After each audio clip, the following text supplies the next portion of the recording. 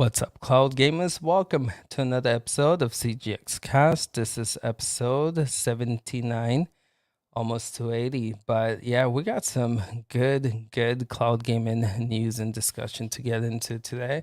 So we're gonna get started by just introducing the panel members, just checking in with everyone, seeing how everyone's doing. And then yeah, we'll talk about some Amazon Luna April roadmap. We'll talk about GFN, giving us some GFN Thursday news. We'll see if it's another week for that platform. We'll talk about Google Stadia. As you guys know, the Pro games released. We'll see if any of us claimed any of them, if we playing any of them.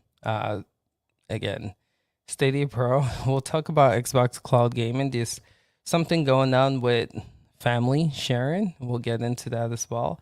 And I would say the biggest news this week is PlayStation, right? They gave us Spartacus, which we've been speculating here for a long time.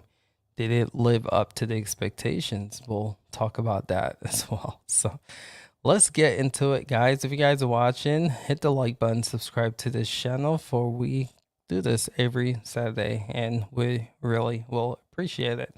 So let's check in with the panel members, man. We'll start with Dr. Space. How you doing, sir? What have you been playing? What platform? Hey there, thanks for having me here, Ace. Good to see you. Yeah, man. I've been playing a bunch of stuff. Been playing a lot of Tiny Tina's Wonderland on PC. Cool. Really enjoying that game. I've always liked the Borderlands series, but this one, the twist they make, like it's a mix of Borderlands with a kind of tabletop settings, even though you're not playing a tabletop RPG. And I'm really enjoying that game. Other than Nice. that, I've been jumping from one game to another. Those last few days, with all those news, decided to jump back into some PlayStation now, looking at the games that are on there and see how things on there. I actually played Duncan will be happy about this one, Slay the Spire on Oh. there. Very enjoyable. Yeah. But yeah, I've been going from one game to another, just trying a bunch of stuff. But Tiny Tina's Wonderland's pretty much the biggest highlight lately of my gaming that I've been having a lot of fun with. Cool. And I can't wait to talk about the PlayStation news with you, because I know you're a big PlayStation guy. So I can't wait to get your input there. But good to see you, Space. Thanks. Yeah, for sure. Let's check in with Jerry, man. How are you doing, sir? What have you been playing? What platform? You can just skip me. We're good. No, I've been Weird West. I have that here is a game I've been playing a good bit from publisher Devolver Digital that hit Gamepass for console, PC, and cloud, and GeForce Now. So decent title this week Cool. in the cloud for everybody. And also, I went ahead and paid the money for early access for MLB 22 on Game Pass. So Nice. I've been playing that on the Series X and Series S, but that doesn't unlock you for cloud. So don't anybody run out and do it just for cloud. That won't be till Tuesday, but I'm enjoying my time with that. So back and forth, two different styles of games, all I've really been up to. Wow, Duncan. He isn't feeling well. But yeah, that's pretty much it. That is great. Okay, cool. Tell the people more about this weird Weds game that you have in the background. It came from nowhere for me because I've been so busy. It's a smaller kind of double A $40 title from Devolver Digital as the publisher, and I saw it on Game Pass. And finally today, I was like, you know what? I'm going to download it. I'm going to stream it. I'm going to check it out. I saw it released on GeForce Now as well this week as a new release for Steam, and just put a couple hours into it. And then I was like, man, I got to go look at the reviews and stuff. So everybody's like praising the game. IGN, Kotaku, reviews on Steam, 8s, 9s. Doing really good, so I enjoy it. It's like a dark fantasy Wild West isometric top down. Graphics are like Borderlands, like the cell shady kind of graphicsy style, but top down, and just a lot of horrific, like horror stuff. Like you shoot guys and kill them, kind of like a twin stick shooter style as you're upgrading all your equipment and whatnot. And then like vultures will come out of the sky and just start picking them apart and eating them as you're continuing on. And there's like 5 really cool storylines to go through on there. One of them, you're even a werewolf in the Wild West. Like there's supernatural things to the story as well, and to all these 5 storylines. And I don't know, it caught me by surprise, and I'm just really liking it. So I recommend anybody jump in. I don't know if I would have paid the 40, but being on Game Pass, that's the beauty of Game Pass. I was like, let me check this out, and now I know I'm going to play through it. So Nice. Awesome, man. Good to have you on here, Jerry, for sure. Maker, let's check in with you, sir. What have you been playing? What platform? I've been playing a lot of Elden Ring, obviously from my background. Okay. Yeah, I actually did a speedrun stream on Monday, I believe, and I was able to beat the game in 3 hours and 40 Stop minutes. it. Are you serious? Yeah. Dag. Yeah. So did you like start from the beginning, or did you beat it, get equipment to help you power up? From Very the beginning, level get 1. the hell out of here. Wow. That's Yeah, and impressive, man. it's funny because I did get caught there for like I'd say about 30-40 minutes, so I could definitely cut down my time some more. Wow. So next time I do it, I think I'm gonna do another stream on this upcoming Monday and try it again. Is there like a record? Oh yeah, it's Who's like 20 minutes. It's Stop. crazy. Wait, 20 minutes? Yeah. Holy smokes. Wow. It's really impressive how fast people can beat this challenging games, man. It's insane. And I'm still playing it. Like I'm playing in my friend's game, and I made this like a lightning character, so I have this spear that throws lightning spears at the enemy, and it's really cool. And just all the different builds that you can go do. It's just really fun to just mess around and stuff. But I've been enjoying that. Let me move to like cloud-based stuff. I played a Memoir Blue, and that's a really short indie title that came out on Game Pass. And my girlfriend was over. She played most of it, and she'd hand it off to me every now and then, and just it was about an hour long. It was nice though. And I plan to try out Weird West though. I've heard some good stuff about it. So Okay. other than that, I think that's it. Cool. Good to have you on here, Maker. I think it'll be good to get your intake too on the discussion pieces we'll have today. But Duncan, I know you're not feeling too well. I just want to say thanks for being here. But yeah, let the people know how you're doing and what you've been playing, what platform. I'm doing absolutely awesome at this moment in time. I've been playing across a load of different things. I've actually stuck on Stadia for a bit this week as well. And I also played on other platforms as well. I've been playing some GFN stuff, and I've been having a load there. Yes, Latest Fire was played, and just a whole range of stuff. It's just me dipping in and out from games. I'm just like the magpie, just go from one game to the next and rarely finishing anything because I'm having about 50 games going on at once. But it's been a lot of fun.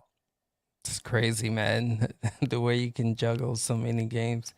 But you like the only one of the few people I know who can sit here and say like you're doing okay when you're really not feeling too well. But again, man, thank you for being here. Good to see you. But let's check in with. I'm not even gonna call this guy guest because he is again family here. How many times have Chase been on this show? But dude, it's good to see you, man. Tell the people how you doing, what you've been playing, what platform.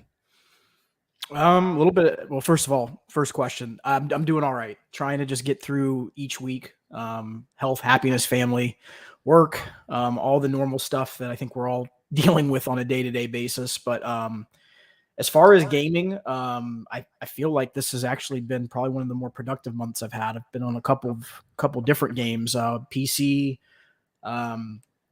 Specifically been playing a little bit of Command and Conquer, just because I want to go back to that franchise. I love it. I love RTS games. Xbox, a friend of mine got me back into playing Apex Legends after the recent update they just did, and I have to say the quality update that they did on the Xbox is phenomenal, like Mm. really, really good. So those of you that are interested in Apex after the latest patch that they did for Series X and Series S, I would highly encourage you to check it out. It's really, really good. And then Stadia, just because of ease of use, and I have limited time sometimes, so jumping into Division 2's got content right now that's rolling. Super Animal Royale is probably one of my favorite battle royale games right now. I still enjoy that game a lot. And then I just jumped into Borderlands, and really am kind of sad that I didn't give that game an opportunity in the past, because I just tried out Wonderlands. I know a couple people were talking about it already, but Borderlands is very much in the same universe, and it's a great game. So it's basically what I've been up to. Nice, nice. Good to see you gaming again, Chase, and good to see you on here as well. But yeah, again, I'm glad you're here. I think just some good pieces that we're gonna get into, and again, having you here for those, I think is gonna be good. But yeah, me personally, as you guys know, I've been on Steam Deck playing that, but I actually been playing Luna for the first time in like in so long, and it feels good. Damn it, they got a game that I really want, and it's cool to see Luna get I wouldn't say Lost Judgment. It's the last. What's it called, Jerry? Last Judgment, right? Lost Judgment. Is it Lost? I thought it was Lost, yeah. Lost. Okay, Lost I know Judgment. it seems like it was. No, yeah. It's Lost Judgment. It's Lost, yeah. But it's pretty cool. Again, I get on Luna a lot because I'm not a big fan of the games that are available on Luna Plus. But for them to get this one, I would say this and Chorus and Yakuza, the latest one, I think, is Like a Dragon. Them getting those games, I mean, that's really good stuff for what you're paying. So shout outs to Luna for getting Lost Judgment, say that right. But yeah, I've been playing that. That I would say has been the only cloud game. I was really looking forward to some Stadia Pro games, and we'll get into some of that. But again, some did not show this week. But yeah, that's me. We're gonna take a sec to say what's up to the viewers. Again, thank you guys for being here. If you guys are watching, it's really helpful to hit that like button. And if you guys want to see more cloud game content, make sure you subscribe. So let's get into it. Maker, I see you in here. What's up? How do you say your name? I'm gonna call you you. Okay, you. What's up, man? Good to see you. Jay Smith, always good to see you. The legend. What up, Monkey? Good to see you, my dude. Mr. What's up? Shermit Gaming, what's up? Good to see you. See Dr. Space, Ray, good to see you. Vet, what's up, homie? Good to see you, man. Let's see, Chief, I see you in here too. What's up, Chief? And for those of you guys who are watching, what's up? All right, so let's kick this off, man. We're gonna start off. Let me take Chief off my screen real quick. There we go.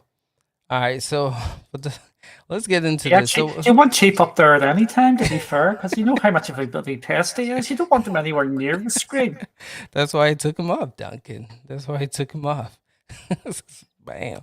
But yeah, let's get into Amazon Luna. And you guys heard me give it some praise this week, but we got the April roadmap, and we have 2 games confirmed coming for this month. But in a way, I give them a pass because they got a game, and this is just probably me being biased and selfish. They got a game that I really, really was looking forward to with Lost Judgment. And I think this is cool because they didn't wait till April. They actually released the game to like 3/31, so March 31st. So it's pretty cool. Again, instantly they were able to play Lost Judgment on Amazon Luna. And again, this is Luna Plus, which is, if you grandfather it in, it's the $5 or $5.99 subscription. So again, to get a game that came out last year, I believe it was $60. I would call this double to AAA caliber game, right? For the Plus channel, it's really good. And then we had another game, Okami HD, announced for Luna Plus, but those are the only 2 games announced for the month of April for Luna. So let's get into this. Let's talk to you guys. To add more to it, if you're a Prime member, in April we have games that Prime members can test, right? Mortar Shells Enhanced Edition is one of them. Amnesia Rebirth, Luna Plus. Let's see, King of Fighters 98 for retro. And it looks like I'm missing one more game here, or maybe not. Sonic. Oh, we're also happy very soon. Oh, they said Sonic Colors will be launching very soon to Luna Plus. Oh no, I think I'm messing something up there. But that's the Prime members games, and I'll go back and look at the announcement, but I think I'm missing something there. But just want to talk to the panel members and see what's your take on the April announcement for Amazon Luna. So to get started, we'll start with Maker here. Well, I think it's a really solid showing. Lost Judgment, I think, is a really good title for Luna, especially since they already have Judgment. And for Okami is also a pretty good title that I saw that they're getting. I actually have that installed on my PC because I wanted to play it at some point and just never got around to it. And so I think it's a really good showing, especially since Lost Judgment. I don't even think it's a year old now. Yeah, I think it came out in like August, September-ish. Right. So okay. yeah. So I think it's a good one for Luna. Okay, good. So let me ask you this question, right? Again, good games, right, with Lost Judgment and Okami, but 2 games in April. What are your thoughts about that? I think as long as they're not having games leaving, I don't think it's too bad. I would like to see them ramp it up, but I think that's going to happen over time. I am a fan of the like Yakuza series, so Judgment appeals to me probably more than some people. So it's a big plus for me. Yeah. And so the other thing to note with Judgment is Yakuza, Like a Dragon, the latest one, right, went a different route when it comes to fighting, right? It's more like what is it, like Japanese RPG turn-based style. Yep. And so Lost Judgment is actually it is the traditional type of fighting system for Yakuza. So I know some people had complaints with that, right? The fact that they switched it up with Yakuza. So if you want that type of fighting, Lost Judgment will be your fix for that. So okay, cool. How about you, Jared? What's your take on Amazon Luna's games for April? Well, I mean, they've been fairly consistent with the 2 games a month. That's kind of been their thing for a little while now, so it's not too surprising. I think it'd be, nicer if we're seeing like at least a game a week, 4, 5, 6 games a month. I know at least we would like to see. But it's not too bad. Last month it wasn't as good. This month getting Lost Judgment at least feels like you said with Course as well, it adds more value to that. And if you're paying a $5.99 price, Lost Judgment's a steal. I played Judgment Remaster on Series X when that came out, and I paid full price for that, and then I never played Lost Judgment. So, Course and Lost Judgment, I guess, will be the only 2 games I could say I really am only playing on Luna because they happen to be really good values there. Yeah.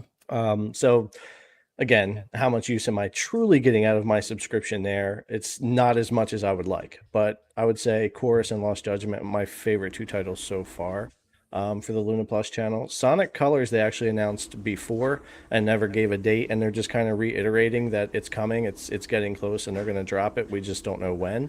That'll be my 3rd game that I play on Luna because I've played all the Sonic games I can ever get my hands on, and I skipped that one because with content, sometimes we can't afford to buy every single game we want to, and that one kind of went on my back burner list. So when I saw that announced for Luna, I was excited because I'm like, okay, well, there's a Sonic game I'll knock out when it comes to Luna. But yeah, overall, not too bad. It's solid for a Luna month. Okay. Are you guys still hearing echo with my speakers? I'm seeing a little bit. All right, so I'm aware of that, and as someone else is talking next, I'll try to fix it. But Jerry, I did want to ask you. That's weird. I did want to ask you if this is the route that Luna takes, right? To where again they're giving us 2 games in a month, but they're bangers, right? Would you be okay with it? Say next month if we got a game like Elden Ring, right? With indie AA game, would if going forward, this is the route that they take where they try to bring like a AAA game and an indie game, would you be satisfied with that? I would say so because I tend to hold GeForce Now to a similar standard. You know, besides, you know, February and March, we had mostly not great releases for GeForce Now, right? But we did have Dying Light 2, we had Sifu, we had a few other games that came, I think Shadow Warrior 3. So if you're getting one or two good releases each month, along with whatever filler games or indies or whatever you want to throw in there, I'm personally fine with that. I don't need, for me anyway, I don't need a huge game every day or every week if there's a couple of good quality ones on there. So I'm good with that if they're able to keep doing that. They haven't shown that every month they're going to be able to do high quality for the two, but if they continue that, I'm good with that. And the same for just about any cloud. If you can bring 1 to 3 heavy hitters every month, I think you're doing well. Okay, fair enough. How does this sound now? Any better with the echo? Good. See, Chase. All right. Cool. Oof. All right. Let's get to Duncan here. What's your take? With I know again you still can't play Amazon Luna, but just what's your take for the month of April? For me, there isn't enough games coming. I think they really need to start pushing the games out a bit more. Even though the games they're bringing are interesting and they get people talking, you still need a bit more of a breadth of content there, because when them games start leaving, you're going to be into some serious difficulties because they're not adding a hell of a lot.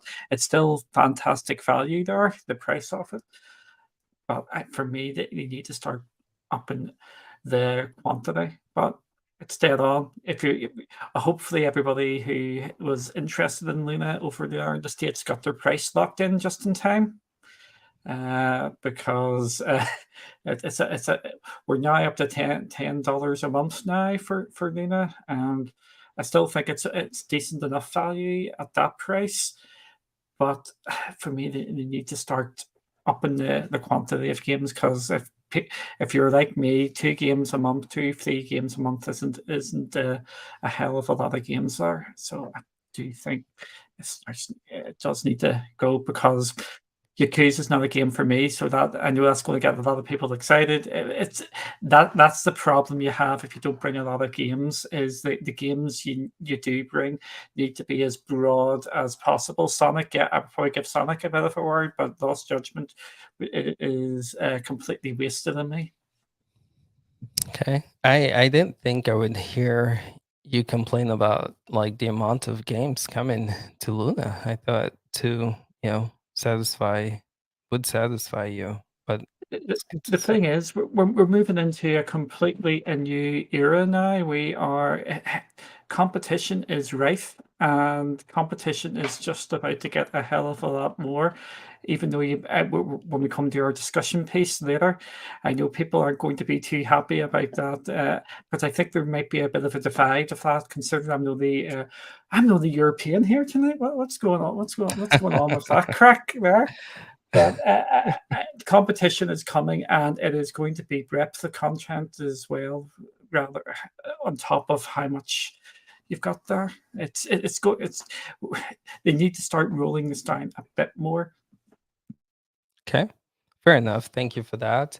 We didn't get to space and Chase. Did we get to you here, Luna? Okay, what's your take on Luna, real quick, and their April roadmap? Well, I think the way I'm going to look at a lot of the topics today are in two different viewpoints. So one will be kind of just like a neutral viewpoint, and then just my own personal viewpoint of it. So Okay. I think from a business standpoint, they're still ramping up. However, and I think that this is very important, the cloud competition has always been weighed and reviewed, and either feedback, whether it be constructive or positive, and when I say constructive criticism, has been around the fact that a lot of these platforms were in a beta phase, right? Amazon no longer gets that pass. They are now officially out of beta. And Love I think it. there's a lot of things that for them, they're going to have to answer in to Duncan's point, to a very short amount of time, because, and I'll get to this a little bit later, because I actually want to add this in about one of the other topics we're going to talk about. But I think that, the landscape that we all thought was happening in 2019 and 2020, I think we all were completely wrong about it. The plays that are happening by these companies aren't just about video games. It's a much larger situation that's going on. Now, as far as my personal opinion of it, I don't think it's enough. I think they need to do a little bit more. And I think the biggest thing for me personally is, where does the expansion start? Because again, you're going to start now running into, we don't know what Google's going to be doing. We know GFN's been doing a pretty strong job and expanding pretty quickly. Xbox is basically moving into every country known to man. So, you kind of have to start now going, okay, can we compete? Can we not compete? And these are not questions that we're going to be able to answer here. This is something that Amazon's got to figure out internally. If the competition gets so far out of reach, what is their answer? And I don't think any of us have the answer to that question, but I think time is not on their side right now. I think they've got to start making some moves, because this is going to change rapidly in the next 2 to 3 years, if that, the way that things are going right now. Yeah, I love what I'm hearing here, guys. You guys are not giving Luna any breaks with this amount of the games. I thought people would be okay with It- 2 games. Yes, it's what I said. As soon as they come out from beta, the gloves are off. As soon as Okay. you lose the beta tag, you can start questioning with a great more detail. We still can't really question xCloud because that's still in beta, but we still give that a bit of grief. The gloves are off, and the longer they just stay over there and not expand out, it gives myself and other people here more ammo to chuck at it. It's called equal opportunities. People don't like that. People think some platforms are special and they don't deserve it. But as soon as you're out from beta, away you go. Kiefer. Oh man, hilarious. All right, Space, let's get to you, man. What's your take on Luna's April roadmap? It kind of falls in line with something we discussed last time I was on concerning Luna, is that we thought once it would get out of beta that it would ramp up things, that we would Yep. see like a bunch more features activated, that it would expand to more territories, that we would see a lot more games, more channels being created. And we haven't seen a lot actually happen. Like, yeah, they did get the Jackbox channel, but other than that, it's been very slow paced. And now we're still seeing 2 games a month. 2 games a month hitting Luna means that if you have a very particular kind of game that you really like, you might get excited about Luna maybe once or twice a year, because you don't hit much variety in there. That's why normally most platform will get like 15, 20 games a month or more than that, because they'll try to hit a bunch of different boxes. So if you really like a specific type of game, well, you'll be happy pretty much the whole year, because you'll get games that are falling to your lines a lot of time. But 2 games per month, and if it's a constant thing, you're not getting a very wide audience with this. So they do need to step it up, even though it's amazing games like Lost Judgment and Okami are very well received games. You still need the rest of the filler, at least to make people happy. So like I said, like we're seeing a dynamic that's almost similar to like the other Google cloud platform, Stadia, that's been for a year in a weird place that is not getting as many games, but seems to have shifted the focus to business front, trying to sell their platform to businesses, to like we've seen with AT&T. It almost feels like Amazon is seeing a window open in that, because if you start opening a platform trying to compete with the big like PlayStation, Xbox, Nintendo, you have to invest a lot. You have to get a lot of people on board. You almost have to create like a bunch of studios from scratch to be able to do anything, to get the content. we know Amazon's making the investments, but they're delivering the games on PC. They already got some interesting stuff going on there, and they haven't even applied those to Luna yet. So it's almost like they might be prioritizing business to business, which would be a very profitable venue for them if they do that, because we know a lot of companies will try to get their own IPs in the cloud while still controlling them. So making business with a Google Stream or whatever it's called now, and Amazon and some other companies like that will be an interesting venue. They will need more companies with a solid footing. So it is a possibility that we might see Amazon make bigger moves toward that direction. But Luna right now is not bringing enough game. They're not bringing enough variety, and they're not expanding to more territories as they should be expanding. So it'll be interesting to see if the dynamic does change in the next few months, if they do actually manage to do those things. But for now, it seems like they released the service as it was in beta and haven't changed much. Okay, fair enough. I am just glad that I'm not the Luna basher this week. It's pretty cool to see, like, I'm not losing my mind. And yeah, I guess like it makes sense that the beta tag is gone, so the gloves are off. Yeah, I don't know how I feel about these games, two games a month, man. I mean, you have GFN pumping out 4 to 6 games, and we'll get to them in a bit. And actually, again, like what I was saying after Jerry talked, right? 2 games, AAA games a month compared to what we're gonna discuss when we talk about GFN. Like, which is a better deal? I'm 2 games is little, but to me, I'm like, if I'm looking at like GFN's roadmap for April, I'm looking at Luna's, and I'm just like, they they have a game that I might want to play over all those 20 something games that GFN, is boasting about. But again, though, it's different for everyone. People have their preferences, but yeah, I would say yes, up the games up. It's ridiculous, 2 games a month, but if they can continue bringing these bangers, right? If we get Elden Rings next month and we get another decent game, right? I mean, again, those big games people are asking for, right? So it's tough. It's tough. I don't know. I don't know. I do agree they need to expand and they need to move faster.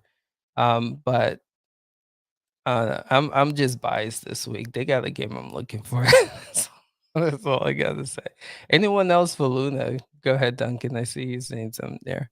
No, I was just going, and that's the exact problem you have with all these platforms. Because when we go into GFN, believe it or not, I'm going to be talking about GFN negatively. I know you're not going to believe that. Whoa. But, you get the games there, what people want, you get people excited. And that's all what matters, is getting the right games at the right time, and you get people going. Yeah, I agree. It's all about we can't stress this. I wish Gamer was here, man. Content is key. I mean, we talk about that a lot here, and you're right. These services have to get games that people want to play. And for me, Luna, I mean, you hear my tone with them this week compared to previously. I'm like pro Luna this week just because they got one game that I was interested in. It's all about games. It's all about content, and I agree.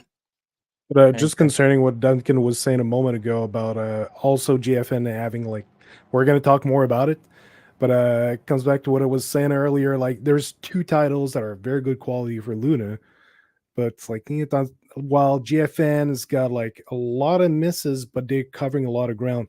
Combine those two together, it's a win. But on their own, it's a bit rough. And GFN is probably gonna get roasted this week, man. At least by me. But let's move on. Who's next on the list? I think it might be them. Actually, it is them. Great. Talking about GFN, and as you guys know, they've given us the April roadmap, and we got 1, 2, 3, 4, 5, 6, 7 games released on Thursday, right? So those games are Midnight Ghost Hunt, Weird West, which is a game Jerry here is really enjoying. Dying Light Enhanced Edition, Epic Game Store. Elix 2, Far Changing Tides, Hero Hour, Martha is Dead, which I know is a game Hell Monkey really enjoyed. So that's the games that released last week, and then we have coming to April, Anno 1404. I would have sworn this game came out for this platform already. We have say that again. I'll set the discussion point here. Most of the games, or a lot of the games coming this week or over the month, are repeats. Okay, that's I was looking Different at this list. platform. Steam, Epic Games. Epic Games, yeah. Okay, I was looking at it, I was like, I would have sworn. So okay, where's my screen? Sorry, got lost. All right, so we have Blast Brigade versus the Evil Legion of Dr. Creed. My goodness, we have Cities in Motion 2. It's Duncan's Game of the Year. We have Krull. We have Cultist Simulator, another Duncan Game of the Year. We have Die After Sunset. We have Other Born. We have EQI. We have Feel Seal. What the fuck? Yo, guys, what am I Fell Seal. reading here, man? Fell Seal. Fell Seal Arbiter's Mark. Oh my god, what am I reading though, man? What are these games, bro? Like what in the okay, let me keep going. We have Flashing Lights, Police Firefighting Emergency Service Simulator. We have Galactic Civilization 2. We have Jupiter Hill. We have Off-World Trading Company. I'm not making this stuff up, guys. We have Ranch Simulator. We have Sherlock Holmes, The Devil's Daughter. We have Soul Cresta. Hope I'm saying that right. We have Star Control Origins. We have Spirit of the Island. We have Twin Mirror and Wobble Dogs. Okay. That's the GFN game for the month of April, guys. So again, the argument that we made of getting only 2 games from Amazon Luna and then getting all this Duncan, don't leave now, bro. Like I want there's a lot of your favorite games on these on this list, man. I want to get your input here. Don't leave now. Okay, there you are.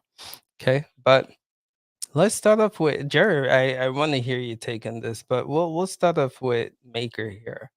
What's your take on the GFN news and the April roadmap they gave us? I think it's extremely weak. I'm going to be Thank you. completely honest. Thank you. Thank you.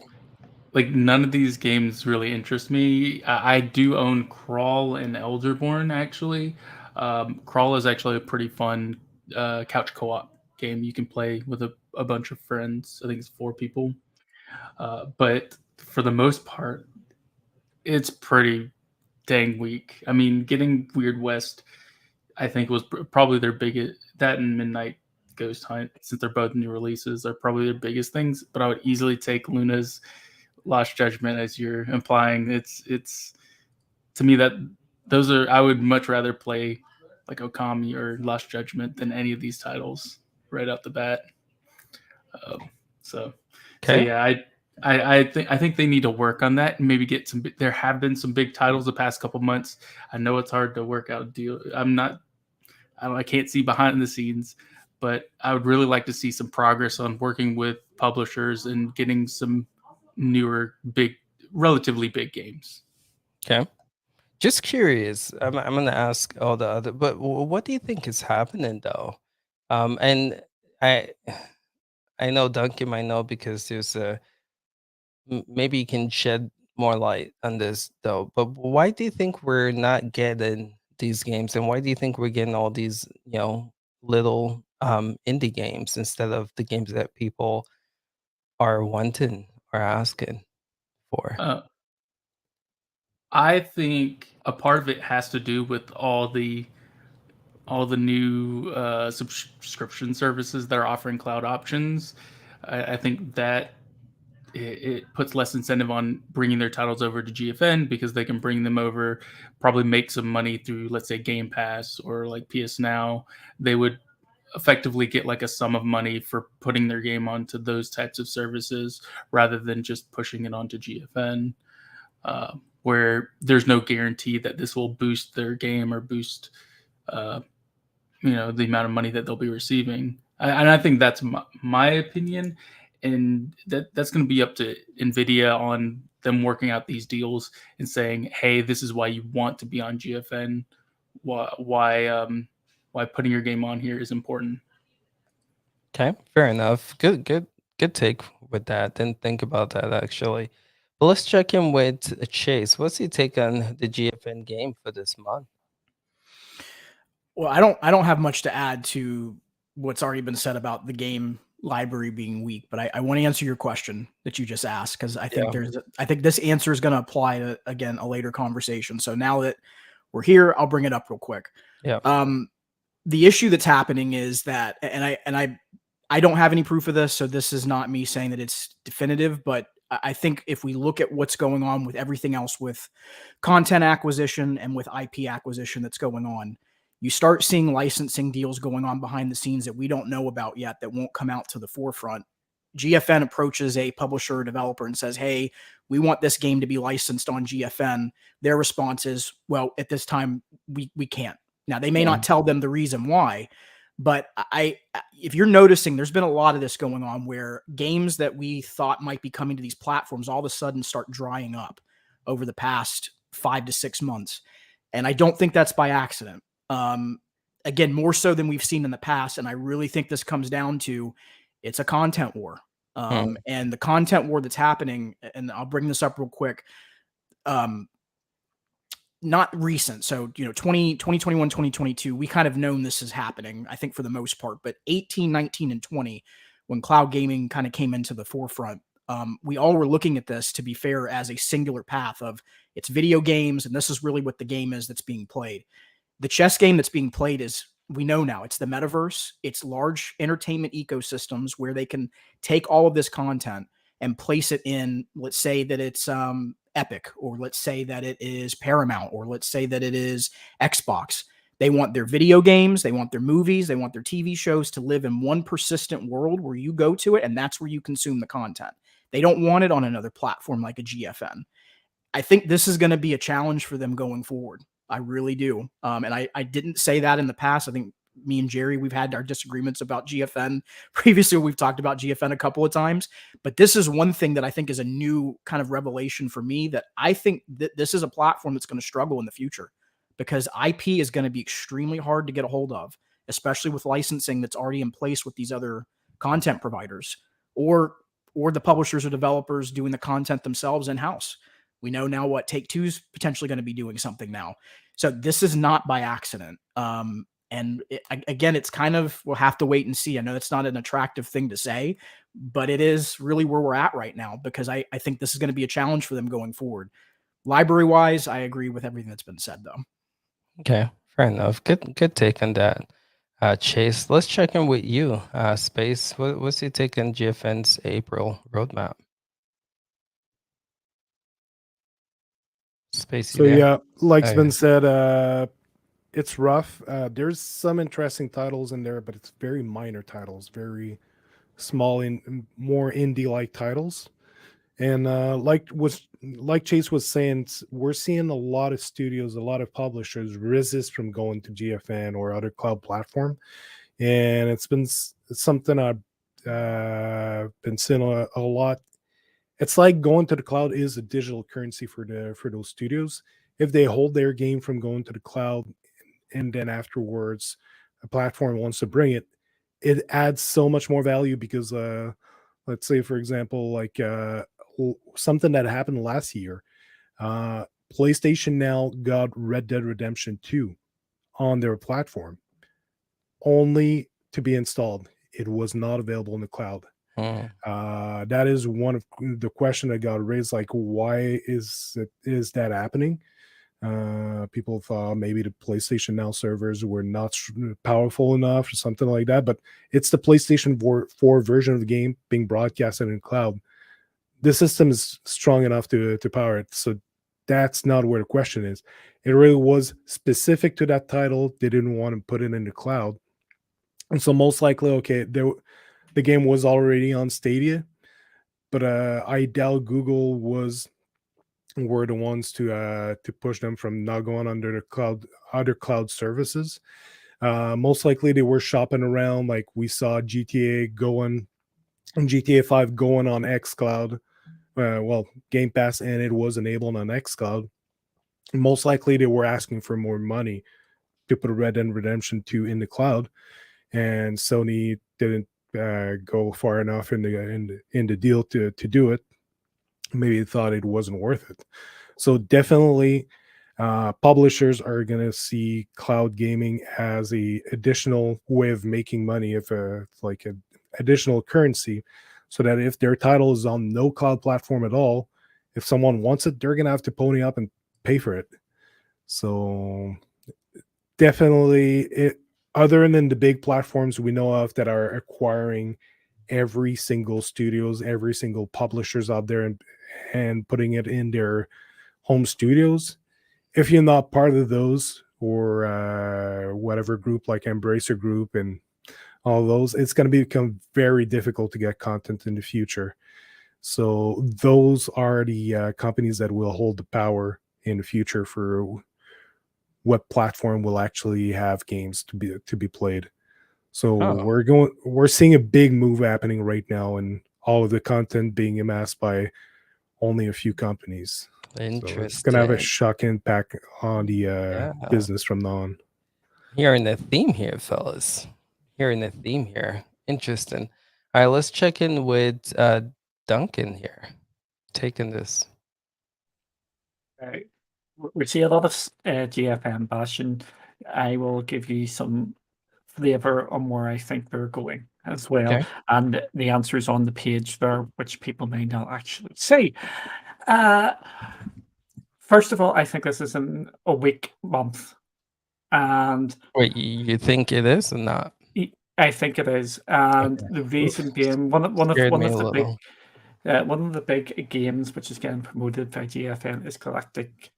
What was it? I can't even remember. It's a game I play and I can't even remember. It's one of the strategy games there. It's getting promoted as one of the. Is it here? Yeah. Was it Galactic Civilizations? PlayStation's 2, yeah. Wobble Dogs? Wobble Dogs actually looks pretty decent, if you're going to be mocking it, but I think it's actually not a bad wee game. But that's being highlighted as a big game for the month, and if you're highlighting. Can you tell me which one? I just want to click it to see what they have been up. Galactic. Oh, this one here. Yeah. Okay. It's an old game, which was getting. Oh, no, it wasn't that one. It was a different one. Oh, you scared me for a second. Okay. It was. I can't even remember now, so don't be worrying. I'll come out and say this now. I think we're going to get something big this month out from GFN. I think we're going to get a couple of games this month out from GFN, which are not going to be announced, and it's going to take this month from this is an absolute awful month to this is a pretty decent month, and that's all it takes for GFN is one shadow drop of a game can raise out their whole month.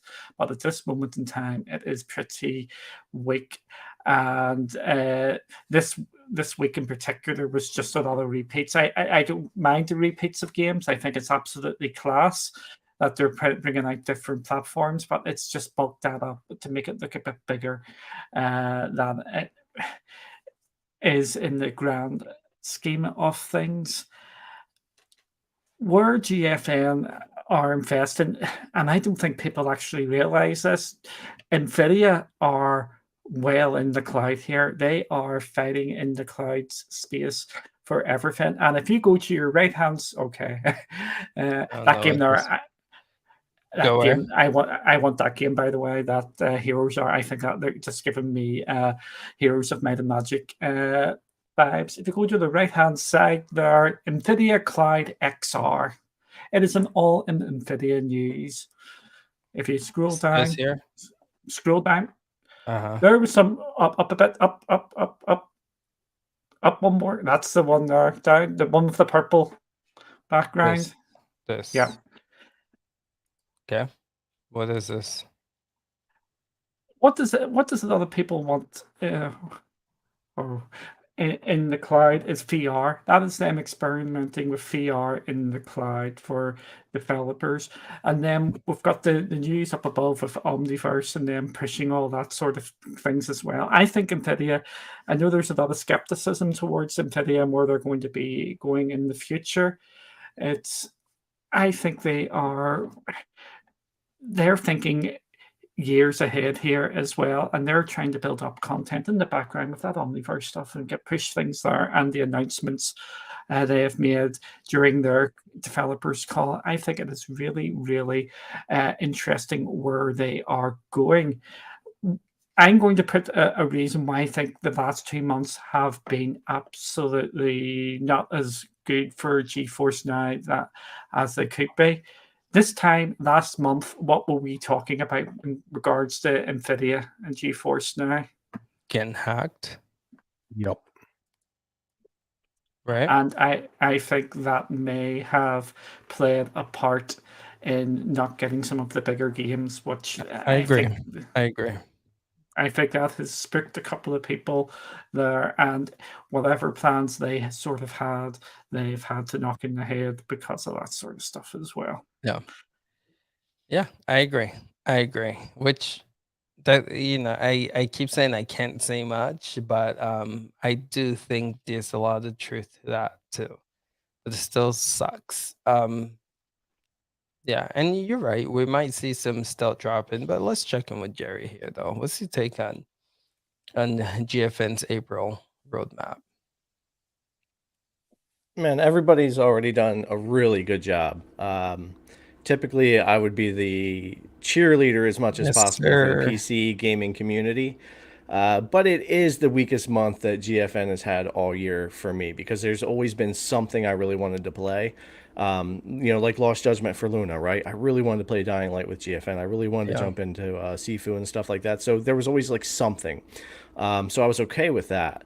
This month, other than my AA Weird West, which I'm not playing on GFN because of the $40, I'm playing it on Game Pass because it's a great title for my subscription. Why would I buy it if I can go over and play it on my console, my PC, and cloud with Game Pass? So, and a fantastic game, recommended to anybody that loves top-down action RPG styles. There's already talks of it being like AA Game of the Year. It's really good. It's a solid title, but is it something that GFN needs to bring players or anything like that? No, it's definitely their weakest month. And everybody's already kind of hit on things here, right? There's a lot of different variables going on. Cloud's much bigger than gaming. Chase is right on top of things with the metaverse, the combining of content, us all going to one place eventually, even though this is way into the future. These are kind of the way things are kind of heading. And Chief used to say really good on the podcast when we started this so a while ago, way back in the first episodes, the first couple of weeks, that NVIDIA's cloud gaming wasn't really put there as a money maker. It was put there as a showcase for their technology, right? Their money making is in many other ways. And just like kind of how Microsoft can do what it does with Game Pass because it has that unlimited money to do so. Yeah. NVIDIA can do some things in the cloud and with their gaming front that maybe other companies couldn't necessarily afford to do. And they'll be fine right now. They have still some of the most popular played games on the planet with Fortnite, Destiny 2, Dota, Counter-Strike, all these different games that people play, that they do want the power of the 3080 because even if they're not graphically intense, they want the frames because when you're playing all of those free-to-play games on GFN, what you care about is frames. That's what you're playing for. So that showcase is still there. But as far as like new games coming and all of that and talking about the hacking and everything, there's just a lot of variables, a lot of slowdown to the high-quality releases. It's a big-time filler month of games as far as that goes. So yeah, nothing major. I think everybody's already done a great job with where it stands right now for GFN. I think they'll be fine in the future, but it's just kind of doing their thing right now. Okay, fair enough. Yeah, I will say uh-huh. one of my biggest disappointments since like last November or whenever it was announced with the EA partnership that I wish more EA games would have come. There's so many great EA titles on the Origin launcher to bring, and especially through that sub model or through purchase or whatever. Like, just so many games. And when they announced that partnership and we got the first batch of games and we're testing them, the videos are doing good, right? The people wanted to play Battlefield on there. They wanted to play other EA games on there. If they would have kept those coming, even if you gave us 1 or 2 a month, it would like squash a lot of like this, because a lot of people want to see those EA games, and they've been disappointed, just like me, that more haven't come since announcing a partnership. I just feel like when you announce that partnership, you should get more, regardless of any other events that may or may not have happened. Yeah, for sure. Chase, go for it, man. No, I was just going to add one thing into this to clarify something, is that NVIDIA long term, as far as a business, I think is going to be fine. And I think the Omniverse play and everything else is not for content. It's for providing the technology to the individuals that will be putting their content into these worlds. That they're not focused on like what an Xbox is doing, or potentially what an Epic is doing, or even what Facebook is doing. They want to deliver the infrastructure and let others pay for the infrastructure. That's the long-term play for them. And that's what I mean by right now. I think that this is a very difficult thing to do. We are so hyper-focused in the now of all of these awesome free-to-play games that, yes, for the next couple of years, we'll do fine on this. But what happens in 5, 7, 8, 9, 10 years from now, when that is not how this world's going to look anymore? I know this is crazy to think, y'all, but we're not going to be talking about video games like how we're talking today right now is not going to exist in 5 to 7 years from now. It's going to be much different. And it's going to be what Jerry was just talking about. We're going to be transitioning over into this, again, these content ecosystems where it's literally, the only analogy I can give y'all is theme parks. When you go to a theme park, what do they want you to do? They want you to stay on property at the hotels. They want you to spend money at their restaurants. They don't want you to go to Burger King or McDonald's off site. They want you on property. All that is being done here by these companies is taking that physical version of that and moving it into the digital world, so that you consume all of their content, movies, TV shows, video games, and it's going to be like that. You're already seeing this transition with, look at what Epic did with Bandcamp. That's not an accident. That's not an accident and an acquisition. That was absolutely intentional for the future of what their model is going to be and what they're already doing with Fortnite and other games. So we're in a much different frontier today than we were 2 years ago. And it's a bit scary, I got to be honest, but we're all going to go through these what I would consider I don't know. No, just that the waters are going to be turbulent for a little bit. You know, it's going to be a challenging time, I think, for all of us to kind of navigate that, because it's not going to be something we're used to, and it's going to challenge our way of thinking about video games. Yeah. We're on the verge of talking about NFTs and stuff like that now. Go ahead, Duncan. No, we're not talking about NFTs. Some Egypt decided to come into my Twitter and try and sell me NFTs. Can you imagine how that went down? Anyway, with what Chase was saying, I think some of us have been hinting at that for a while, or have been talking about that, looking at the long-term plays and things like that. Just like when MGM got acquired by Amazon, you can see the linking up of all that. We're seeing that with PlayStation. With their purchase of Destiny, one of the big things is it's going to be TV shows and stuff like that. We're seeing it with Netflix in the opposite direction, where they are building out from Netflix into the gaming sort of market. I know it's only mobile phones at the mobile phone games at the moment, but it is going there. Everything is just going to get all interconnected. Everybody is competing for time. And if you're not playing games, you'll be watching stuff. If you're not, you're out and about, you might just be on your phone playing stuff. Everything is just going to be really, really connected, and you won't be able to escape. But it is really, really exciting for me anyway. And I don't want to harp onto this. This is why some of us were saying, when this acquisition war was kicking off, we were wanting Google to get involved. We were wanting Amazon to get involved, just so they don't fall behind, because it is the three sentence or 3 words that I yap on and about all the time. Content is king, and it comes back to that time and time again. You know, it's crazy. The metaverse just keep finding ways to sneak into our podcast, man. We should like really focus on making a segment for it. But I think you guys are right on. Overall, like most of the people have said, I do believe this is probably the weakest of week when it comes to month, roadmap for GFN. But I think some people have stated on here on this panel that there's reasons why we're not getting better games, and I think like Duncan was saying, we might see some stealth drops, but hopefully they can clean it up and we can start seeing these games that people have been requesting and wanting on the service. But yeah, not the best GFN month, and I hope this is not it for them. But yeah, just want to give my take on that. All right, so I do want to move to Google Stadia. As you guys know, this was the Stadia Pro month, and we're supposed to be getting, from what I counted, 1, 2, 3, 4, 5 to 6 Stadia Pro games. This 5 games, 5 games, right? It seems like we got 3 of them this week. 2 of them were missing, and I think the 2 games are the games that people were really excited about when it comes to Stadia Pro for this month. This game being War War Z. Now, to make that clear, and shout outs to Cowboy because he did call me out on this. He did say that Google specifically stated that World War Z was going to come during the first week of April. So they didn't say it's going to drop on Stadia Pro Day, right? But then Deliverers the Moon got delayed. We don't know exactly when that game is going to show its face on Stadia Pro.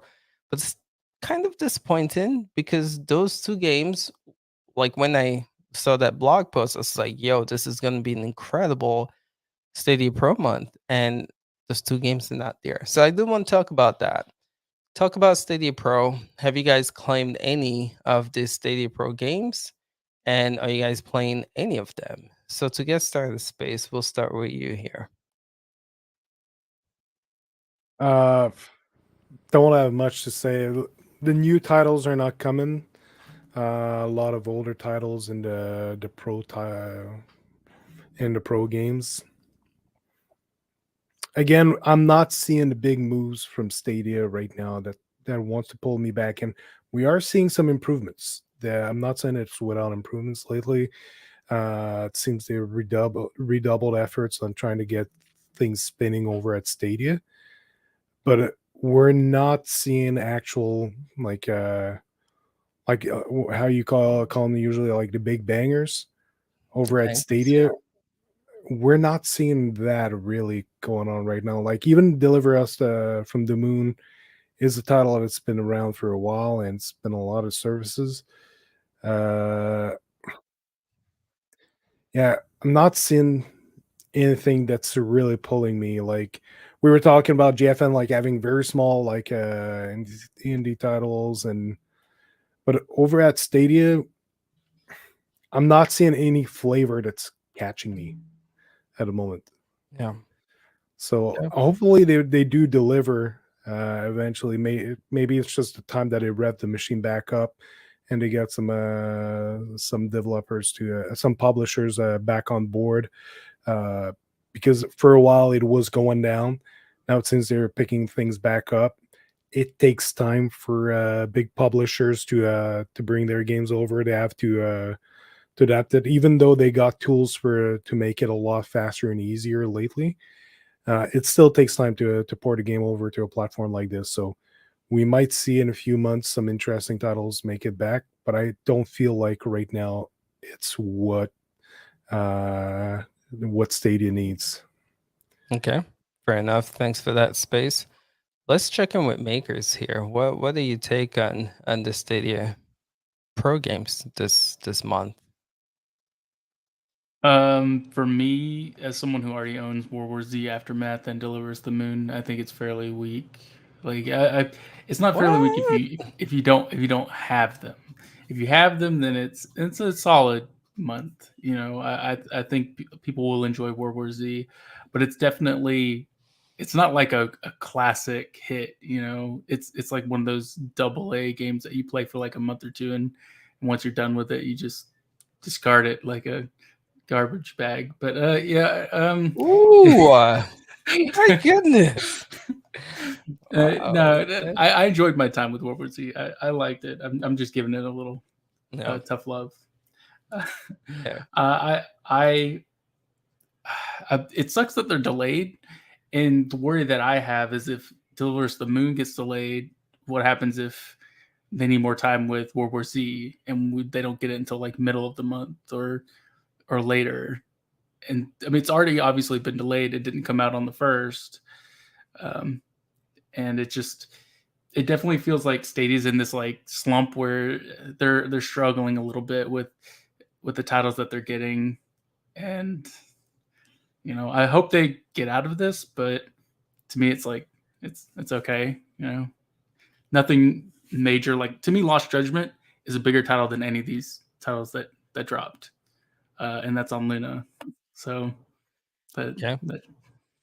So I think, you know, when I saw this Stadia Pro lineup, I was like, this is probably the best Pro lineup that we've seen from Stadia. If they would have delivered this, and don't forget, guys, this is just the games coming for Pro. There's still more games gonna, you know, hopefully be announced for Stadia for the month of April. But if they would have just been on point with this, it would have been fire for this platform to start this month. But let's check in with Jerry. What's your take on Stadia missing these 2 games and the Pro games? Did you claim any of them? Are you playing any of them?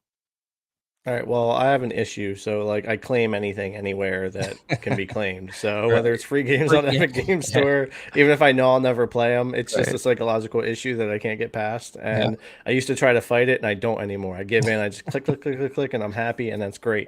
So, yeah, I claimed them. I said last week that for Stadia, it was one of their stronger Pro months for the year. It was definitely better for the sub than what I've seen them put out for the year, but they're definitely struggling on content, and I just see so many people starting to say that, you know, Stadia is falling back into a more indie and AA platform because it's going to be more appetizing for those smaller titles to, you know, for them to bring those titles in and try to do something with that, and for smaller developers than it is for the big AAA guys to spend their time and money when they don't feel like the base might be there to support it, whether it be through the subscription or through the purchases. So it does seem like it's kind of falling that way. It's definitely their stronger Pro month. It's a shame about Deliver Us the Moon being delayed indefinitely, where we just don't know. Because I think me and you, Ace, did kind of agree last week that Deliver Us the Moon and World War Z were the 2 kind of bigger titles that we were like a little more excited to see come to the sub. I've played those games, so I don't need to play them on Stadia, but I was happy to see them coming over to Pro and to be able to test them out. But yeah, a little bit disappointing on that, and I forget who was just saying it, but yeah, hopefully they don't delay World War Z as well and push that out, because that just, I don't know, that would sting a little bit. But I do agree with Maker as well. I'm big fan of World War Z anyway. And I played the original game, played Aftermath, and it's fun, but like after a month or 2, you probably won't go back. You know, you'll put your time into it, you'll have a good time with it, it's great, and then you'll probably move on. But yeah. Okay, thanks for that, Jerry. Let's check in with Duncan. Thoughts on Stadia Pro games? Oh, Stadia Pro games. You said it was the best month. I don't think it was. I think we've even had a better month this month or this year when they dropped. So far. Yeah, I think if you live in Stadia Land and all you play is in Stadia Land, it is a really pretty good month there. And that's what you have to preface this when you're talking about Stadia. But they give us 5 games with 2 double to AAA bangers. I said it was a decent. Sorry, I'm going to rephrase it slightly so everybody cannot misunderstand. I think this was a good month for Stadia Pro games. See, it's not hard to say, and you give praise when it's there. You give praise when it's there. Thank you, Duncan. That's all I want. Just a little love. But it wouldn't be Stadia without Stadia being Stadia, and no one's actually talked about it. I was in stitches about this, to be honest with you. What happened now? Deliver Us the Moon was delayed, and they announced their sequel to it. And guess where it's not going? I just find that hilarious to tell you the truth because they have just announced Deliverance to Mars, and it's going to everywhere bar Stadia. But yeah, it's one of them things. But it's just Stadia is as Stadia does, so I think it's dead on. I've claimed all my games. It's just not exciting me and stuff like that. And yes, I've got Stadia Pro. I got Pro for 3 months for free, so I can't say no to that. So I will give that a go. It's fine. It's just there's just no real pull to bring me back to Stadia. And I have been playing it. I did play it a fair bit this week just to give it a go again. I'm sorry. People people sit and criticize GFN's UI. I was playing on the Chromecast. Give me playing on the Shield any day of the week on GFN over that bloody horrible thing, which is the Chromecast UI. And the difference between that and GFN now is just stark, and it's really hard to actually play it now.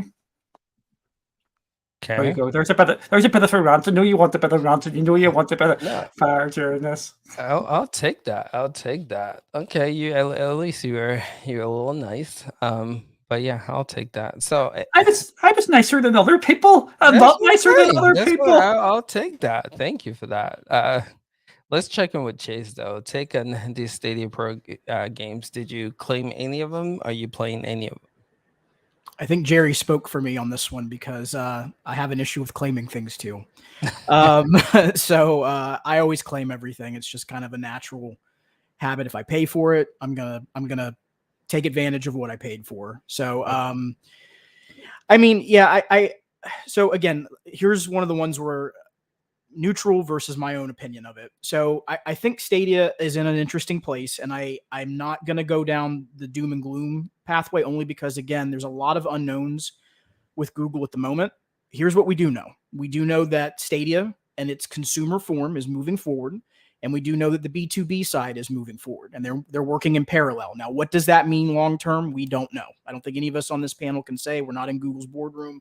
We don't know what is or isn't going to happen. So in that regard, if you're using the platform, if you're enjoying the platform, nothing's changing at the moment, and you are getting some quality games. I think, again, from a neutral standpoint of what's coming into the pro library, they are good titles, from that standpoint. Personally, for me, I think where I start to see challenges, and this is just my own opinion of the platform, is we were talking earlier about how the other platforms are moving ahead, whether that's in content or whether that's in infrastructure. Google is going to hit a point here at the end of either this year or the beginning of next year where when development cycles start happening on games, even for the smaller games, indie games and the AA games, the infrastructure and the hardware that they have now, it's going to start to show its age. And they're going to have to make a decision about what's going to be the next step here with the platform. And again, I'm not saying that I know all the answers to this. I'm not saying that we won't get an answer to that at some point. I'm just bringing it to the forefront because I think it's something that matters. And for those that are, supportive of the platform, like the platform for what it is, and I use the platform, like I mentioned earlier, I play certain games on here that run very well that I, enjoy on the platform. But for me, it's what's going to happen when we get to that point of everybody else's technology as far as the hardware has started to move ahead and Stadia is still on its original version of hardware. That's going to be a very interesting question for this platform. And again, that's just my personal opinion of this. So that's really my take. Okay, fair enough. Thanks for that, Chase. But yeah, I just sum it up, and I think a lot of you guys have said pretty much it. Yeah, it's a bummer that they missed these two games, and like Maker was saying, hopefully World War Z does not get delayed, and hopefully we see that game come. But man, this would have been I for some reason I have hopes for this month for Stadia. I don't know why. I feel like they knock it out of the park around this time. They go through some ish with terrible news beginning of the year, but then they start ramping things up. And I was, thinking and hoping that they have some momentum going. So I hope they can build on that with the Dev Summit and And this, so hopefully, again, we see this game finally come out and we get a new release date for this. But I think we'll hear more about this platform. But it's a bummer that these two big games are not here day one for Pro. But that's it. Let's go ahead. No, I was just going to add, Dave in the chat made a good point, and I want to clarify. I used a wrong word choice. He's 100% correct that their infrastructure will not show its age. The hardware will show its age. So thank you for clarifying that, because that's 100% correct. They have some of the best infrastructure in the world. There you go, Dave. Thanks for that, Dave. All right, so let's move to Xbox Cloud Gaming. My voice, wow. So not a lot to add here, but the biggest thing I want to talk about is rumors. Has not been officially confirmed yet, but these rumors that Game Pass is going to have like a family share, system like Google Stadia does, to where you be able to share with, I believe, is in total 6. So if you have Game Pass, you can share with 5 other people. And I think this is incredible. I think it's great. It's a great way to get people to just test out Game Pass. It hasn't been confirmed if there's going to be cloud here, but I'm assuming that it will. But just want to check in with the people, and then again, we got some game releases, but nothing except the Weird West that Jerry's talking about stands out. But just want to open it up, have this conversation about. Okay, sorry, Duncan. What? Crusader Kings 3. Oh, yeah. Crusader Kings Okay. 3 is an absolutely massive game. It's huge. I forgot. It's a yes. See, this is what this thing is. It's if you're not in the PC sort of space, you would think that's an absolute stupid looking game, and it doesn't really matter. But in the PCs, that is a massive sort It's of game. huge. It's huge. Yeah, that's true. Crusaders 3. Okay. We didn't even do a gameplay video. Okay, sorry. I forgot that game came out, man. Anyway. I wanted to reiterate on that. Apparently, it has a Metacritic score of like 91, which is insane. Crusader King? Yeah, that's like higher than Horizon Forbidden West. But you can't play that with a keyboard and mouse. That's like a strategy game, no? Yep. So you're playing with a controller? Yeah. I don't know how I feel about that, but yeah, okay. So Crusaders 3 release, guys, in Weird West. I know next week with MLB, the show is going to be even better. So again, we're seeing Microsoft ramp things up with games, but again, minority support. It's a minority sport. Nobody cares about baseball, to be fair. You're right. That gives huge, man. Anywho, I do want to focus on the family plan though, but you guys give your take on just the games and the family plan. What's your take on, again, this is rumors, haven't officially been confirmed, but if this is true, talk about that with the games announced. So we'll start with Duncan here. What do I think? I think this is absolutely brilliant news. It's going to save me an absolute fortune, which is all good. So I'm not going to complain about that. We'll talk about the 2 games. I think they're 2 decent games being added as well. I think it's a pretty good week for xCloud and Xbox. The Game Pass leak was a very interesting timing. That's all I'm going to say. I don't think it's a coincidence it came out this week, around the same time as the Spartacus stuff, just to keep the Xbox people happy, just to know that there's changes coming there. It was some clever sort of leakage there in that regards. And this is not the first time we've seen them leak stuff. So Jerry makes a good point. We do want to get in depth with PlayStation and their new subscription. So we're just gonna be quick in this. I'm not gonna call anyone. I'm just gonna say if you have something to say about Xbox Cloud Gaming Family sharing, just get into it, and then we'll transition to PlayStation Now news. So Yeah. anyone else? Go ahead. The only point I wanted to bring is that a family plan is very essential if you're talking about moving past the consoles, the platforms. Because it used to be like you get one subscription, it's on the platform, everyone plays on it, it's no problem.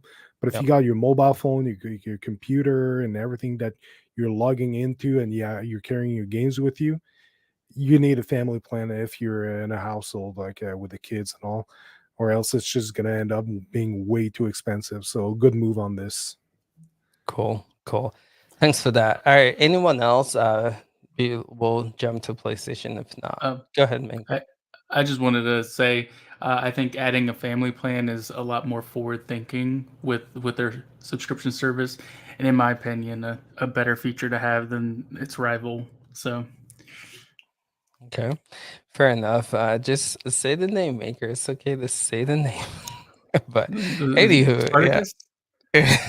All right, so let's get into this. We now have the official name of PlayStation Now.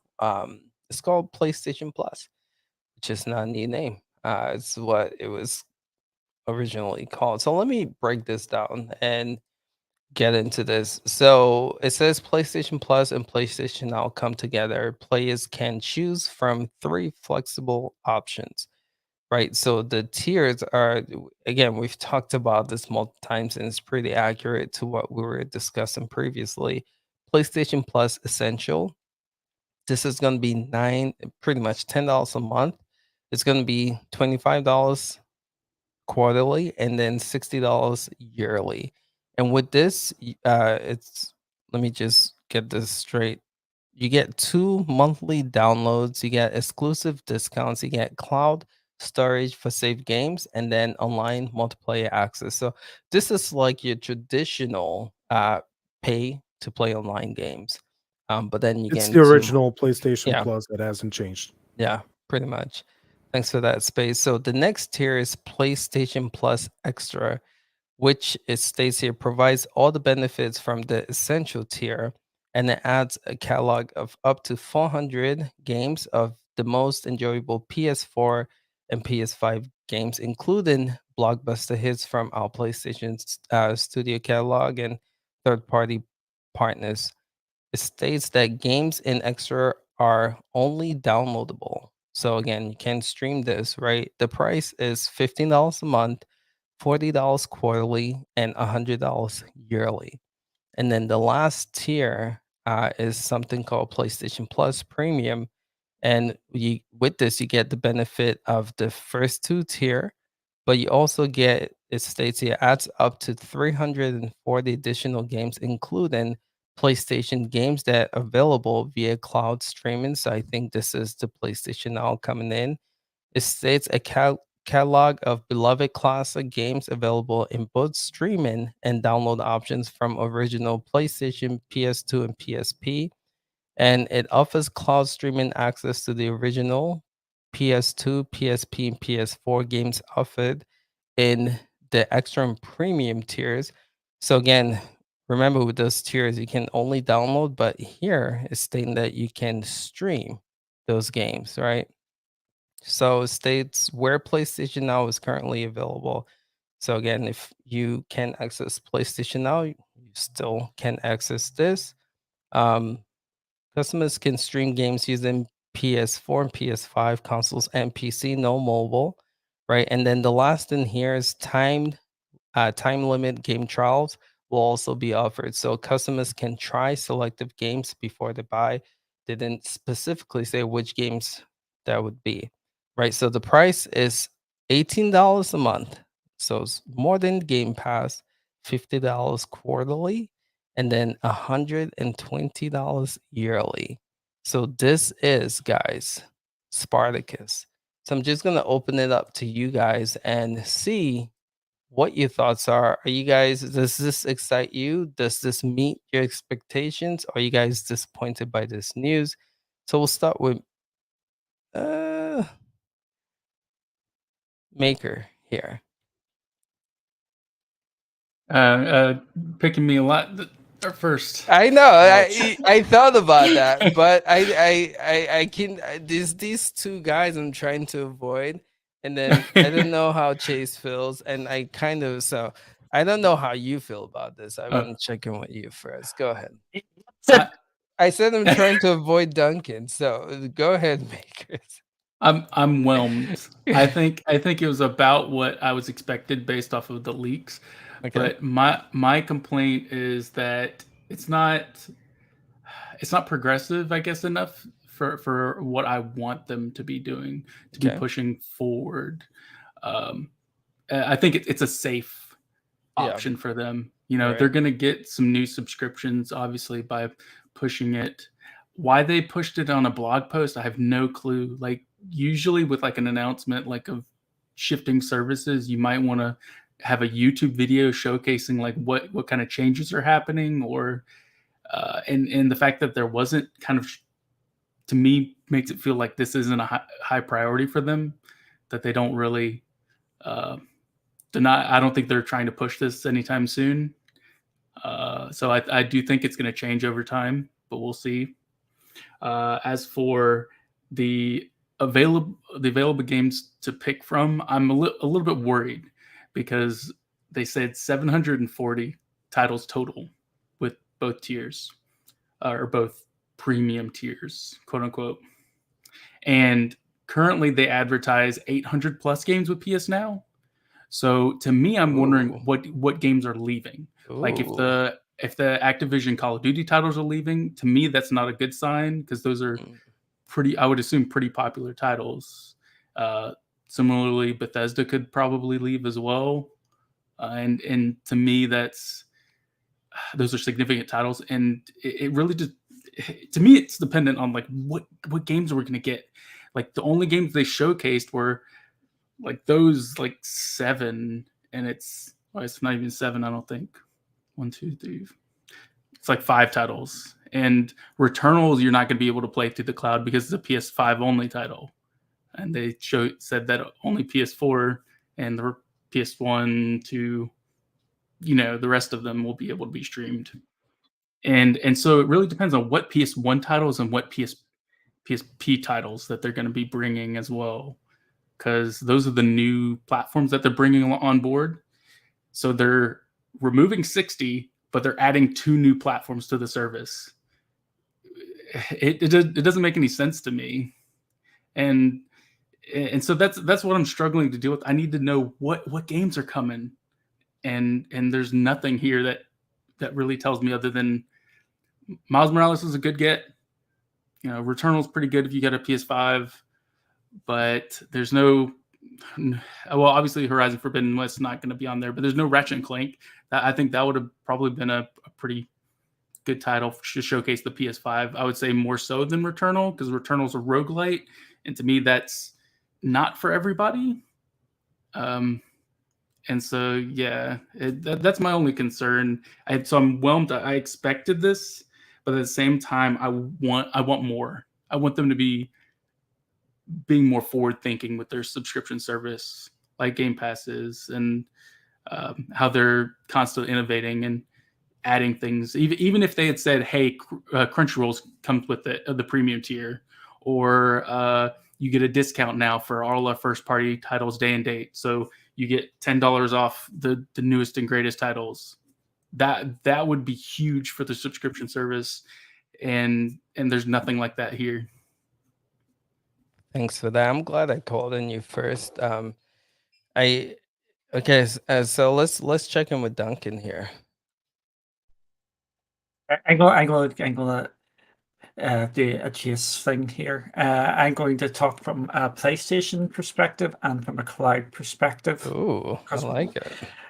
We'll start with the cloud. It's an absolutely horrendous thing for the cloud. It has pushed this completely and utterly backwards. We can see exactly where that fits in for PlayStation. They do not care about the cloud because they don't have to care about the cloud. Because you've basically, to play PlayStation stuff in the cloud now, it is doubled in price because you have to pay the top tier. That regarding this relaunch of all this and adding it all together, I think it's completely fine, completely in line with what I was expecting. Go back and watch last week. I said, it's just going to combine. It's nothing going to be exciting. People were getting hyped up over nothing. And I remember the words, we will come back this week and find out who was right and who was right. I give that to you. Okay. Yeah. So yeah. I think it's absolutely fine. It's basically PlayStation just getting all their houses in order here. Just going to get. They're just going to be looking to upshift people from PlayStation Plus to the next one. And I'm going to make a prediction here. You can come back because we like doing predictions in this show, don't we? This time next year, or maybe a bit after, there's going to be more people on the at least the middle tier of PlayStation Plus than there is in Game Pass. It's very, very simple, that prediction. They're really ahead right now, though. So of course, that's just PlayStation Plus. I'm talking upshifting to at least the middle tier. I think there's going to be more on that, and then you're going to have the snowballs effect of because more people are there, they're going to have more bigger games going on there, and vice versa. And you know how it all snowballs down the line. That paragraph you have got listed there. Look at them games which are coming when the service launches. For me, them games are probably better than most of the games which are on Game Pass. And blasphemy! What? These games are better than the games on Game Pass, don't kid? What? I second that. What? Yeah, and Maker was talking about Ratchet and Clank.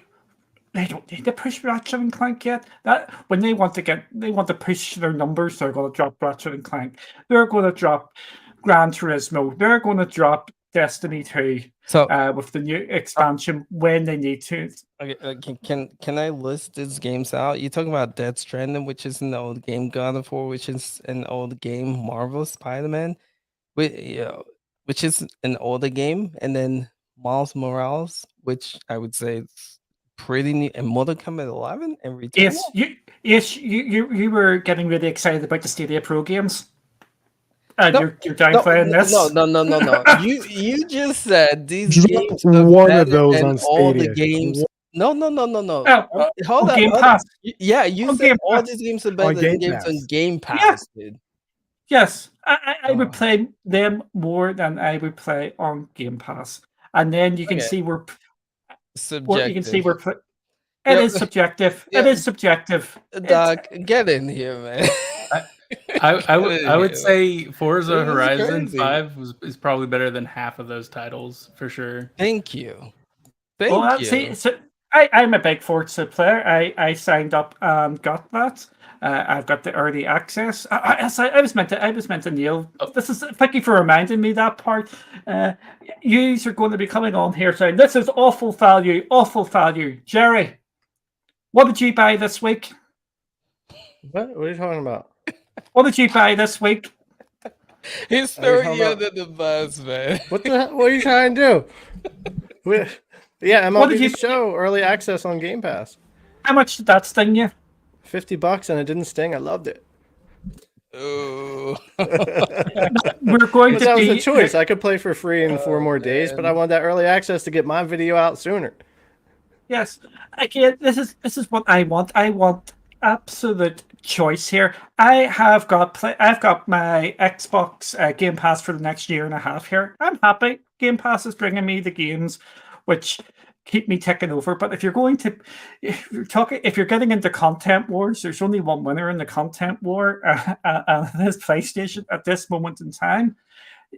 I said it before, and I'll say it again.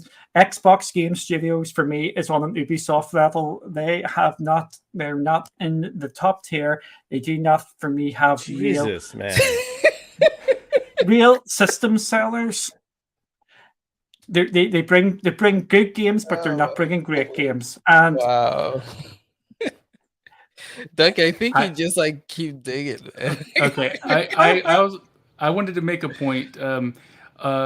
This is also the console that prides itself in purchasing these high quality titles day and date. So why would a subscription service like this, releasing titles years after they've come out, entice those types of gamers?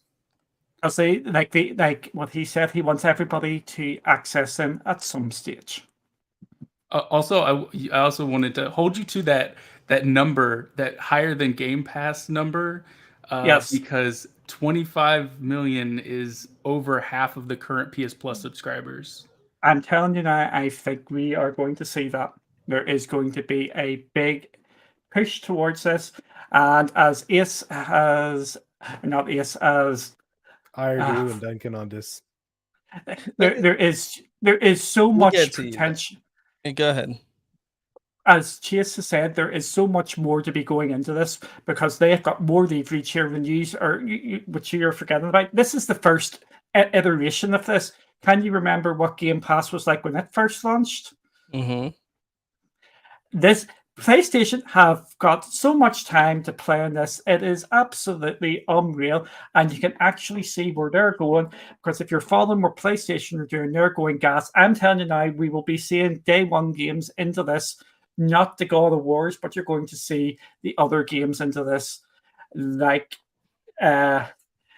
possibly the new Haven game, because that is a gas game.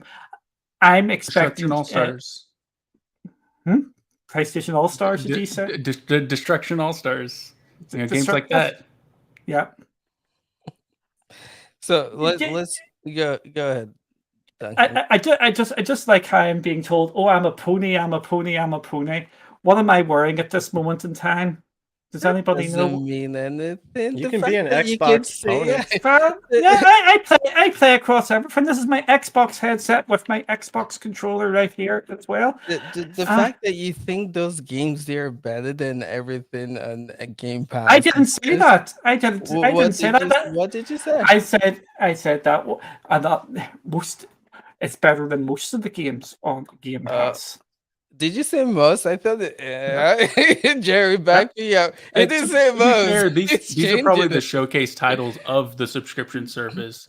So it's like putting them against, Forza Horizon 5, Psychonauts 2, Halo and stuff like that. And then the games on that list for me are better than what you have just listed. And So just remember, God of War wins all of it. I'm just going to be honest. Yeah. Let's pull in Space in here. I know he wanted to get in. Go ahead, Space. What do you thought on this? Go ahead, Duncan. I can't even remember now, but it's all good crack lists anyway. It's all a bit of fun. It's fun. I love it. Yeah. I love it. It's great. Oh yeah, But- I just remember what it is. You Go just ahead. have to remember what is going to get added to this down the line. And people are forgetting about the PlayStation Plus collection as well, which is already going to continue with that. You've still got The Last of Us 2 and things like that to come. This is going to go, and this is going to go well. And unfortunately, I think the US is very Xbox centric. And over here in the UK and the rest of the world, again, this is a global sort of game. PlayStation is miles out in front over Xbox. Okay. All right. Let's get dog. We still have Chase and others to give the piece on this, and Jerry too. So, Space, what's your take here? So when they announced this, one of the things I've seen people comments like, okay, that's it for PlayStation this year. It's not their year. This was an announcement they've made for restructuring their platform. It's not the end game. It's barely laying the cement and the foundation. What they did was essential. It's been talked about so many times. PlayStation Now, up to this point, was a side piece. It wasn't a headliner for PlayStation. So the games that were going on it, once in a while, they were great titles, but it didn't happen too often. And sometimes they'd just be there for a short duration, get pulled. By doing this, they're basically taking PlayStation Now, breaking it two separate parts, and adding them as different tier to PlayStation Plus. But it's adding so much more visibility to it. And like Duncan was saying, the extra tier, most likely by next year, is going to have a very large subscriber numbers. And I'm guessing that even the premium tier is going to have some pretty impressive numbers behind it. So because they're doing it this way, okay, the cloud gaming is only in the premium tier and it doesn't have the PlayStation 5 titles and it doesn't have this and that. But this announcement was just about the subscription model. They haven't talked about anything else. They haven't talked about, people wanted to know about Crunchyroll and stuff like that, if it's going to be bundled in it. There has been rumors, but if they were to talk about Crunchyroll and other kind of entertainment that they would bundle with it, you guys remember when they first announced the Xbox One, what happened? They announced a console and started to get directly into the TV stuff. And then people immediately associated the Xbox not being a gaming priority anymore. They were going for the multimedia content, for the television set, and people got mad because they got shifted the focus away from the gaming, from what it needed to be. So, and also if they would have talked about, oh, by the way, we're working on bringing mobile support to PlayStation cloud platform like PlayStation Now, but it's going to be like streaming. PlayStation Now name is being dropped, but for cloud gaming, okay, we're going to bring in mobile support. It's coming in so like very soon, and we're adding support also for PC to Japan and all this. If they would have started elaborating on this, then the news wouldn't have been the rebundle of the subscription into what they're doing now. It would have been a cloud gaming news, and people would have had a field day on this, and it's the only thing that would have gone through. By doing this, they went to the essential. They broke down the new subscription plan, what it is. They say, we're getting great games on it. They're talking about the games. They're listing titles there. And that is showing the focus of that news. So what this means for anyone who's got PlayStation, even people like right now, I sold my PS5 a few months ago. I had to for many reasons. And also I was satisfied with the quality of PlayStation Now, because PlayStation Now, I know in my case, works extremely well. When I'm playing, it feels like I'm playing a local PS4. That's how good the reliability of the platform is for the cloud. Now, what it means for us who are subscribing to PlayStation Now just for the cloud platform, well, if you already have a subscription to PlayStation Now, you're grandfathered. You can keep it. They sent an email mentioning that you can keep that subscription. But if you don't have that right now and you want to get into this, and you're going to end up to having to pay the big price. Well, it's $120 if you pay a yearly subscription, which isn't too bad. And also by putting it this way, like a restructuring this way, they're going to get so much more great titles than they had in the past. Like already those titles we're seeing that are getting on the subscription is a great get. But also Jim Ryan did some interviews where he said that he's got all of the major publishers. He didn't say most, said all of the major publishers on board, and they're going to bring their games to the platform. So they are slated for getting a lot of interesting titles, much more than what we've seen in the past. So they are putting their catalog, which will be playable in the cloud, on the forefront of the company instead of being a side project. So that is the big win we're getting out of this. Being that the catalog of games is now a priority for PlayStation, the subscription. So it is definitely a big win, even though it didn't seem like much. It's a very good step in the right direction for PlayStation, and it's going to have an impact. Okay. Thanks for that, Space. Let's hear Chase. What's your take on this? Hey, I think we're gonna have to extend the time on this because I think me and Jerry are gonna have some points. So Go for it. Here's I'm gonna kind of do what Duncan was talking about. So neutral versus personal opinion on this. So neutral perspective, are we surprised that this is what Sony was doing?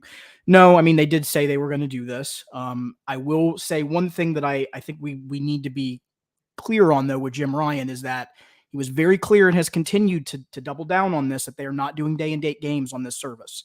Yeah. So we will have to see if there's going to be a shift in that. And I think the numbers are going to tell us a lot on that. And I actually want to bring that in now to my personal opinion on this, and where I'm going to actually disagree with Duncan and Spaceman, because the numbers really don't align with that, with the viewpoints that were presented here. And I'm going to tell you what I mean by that.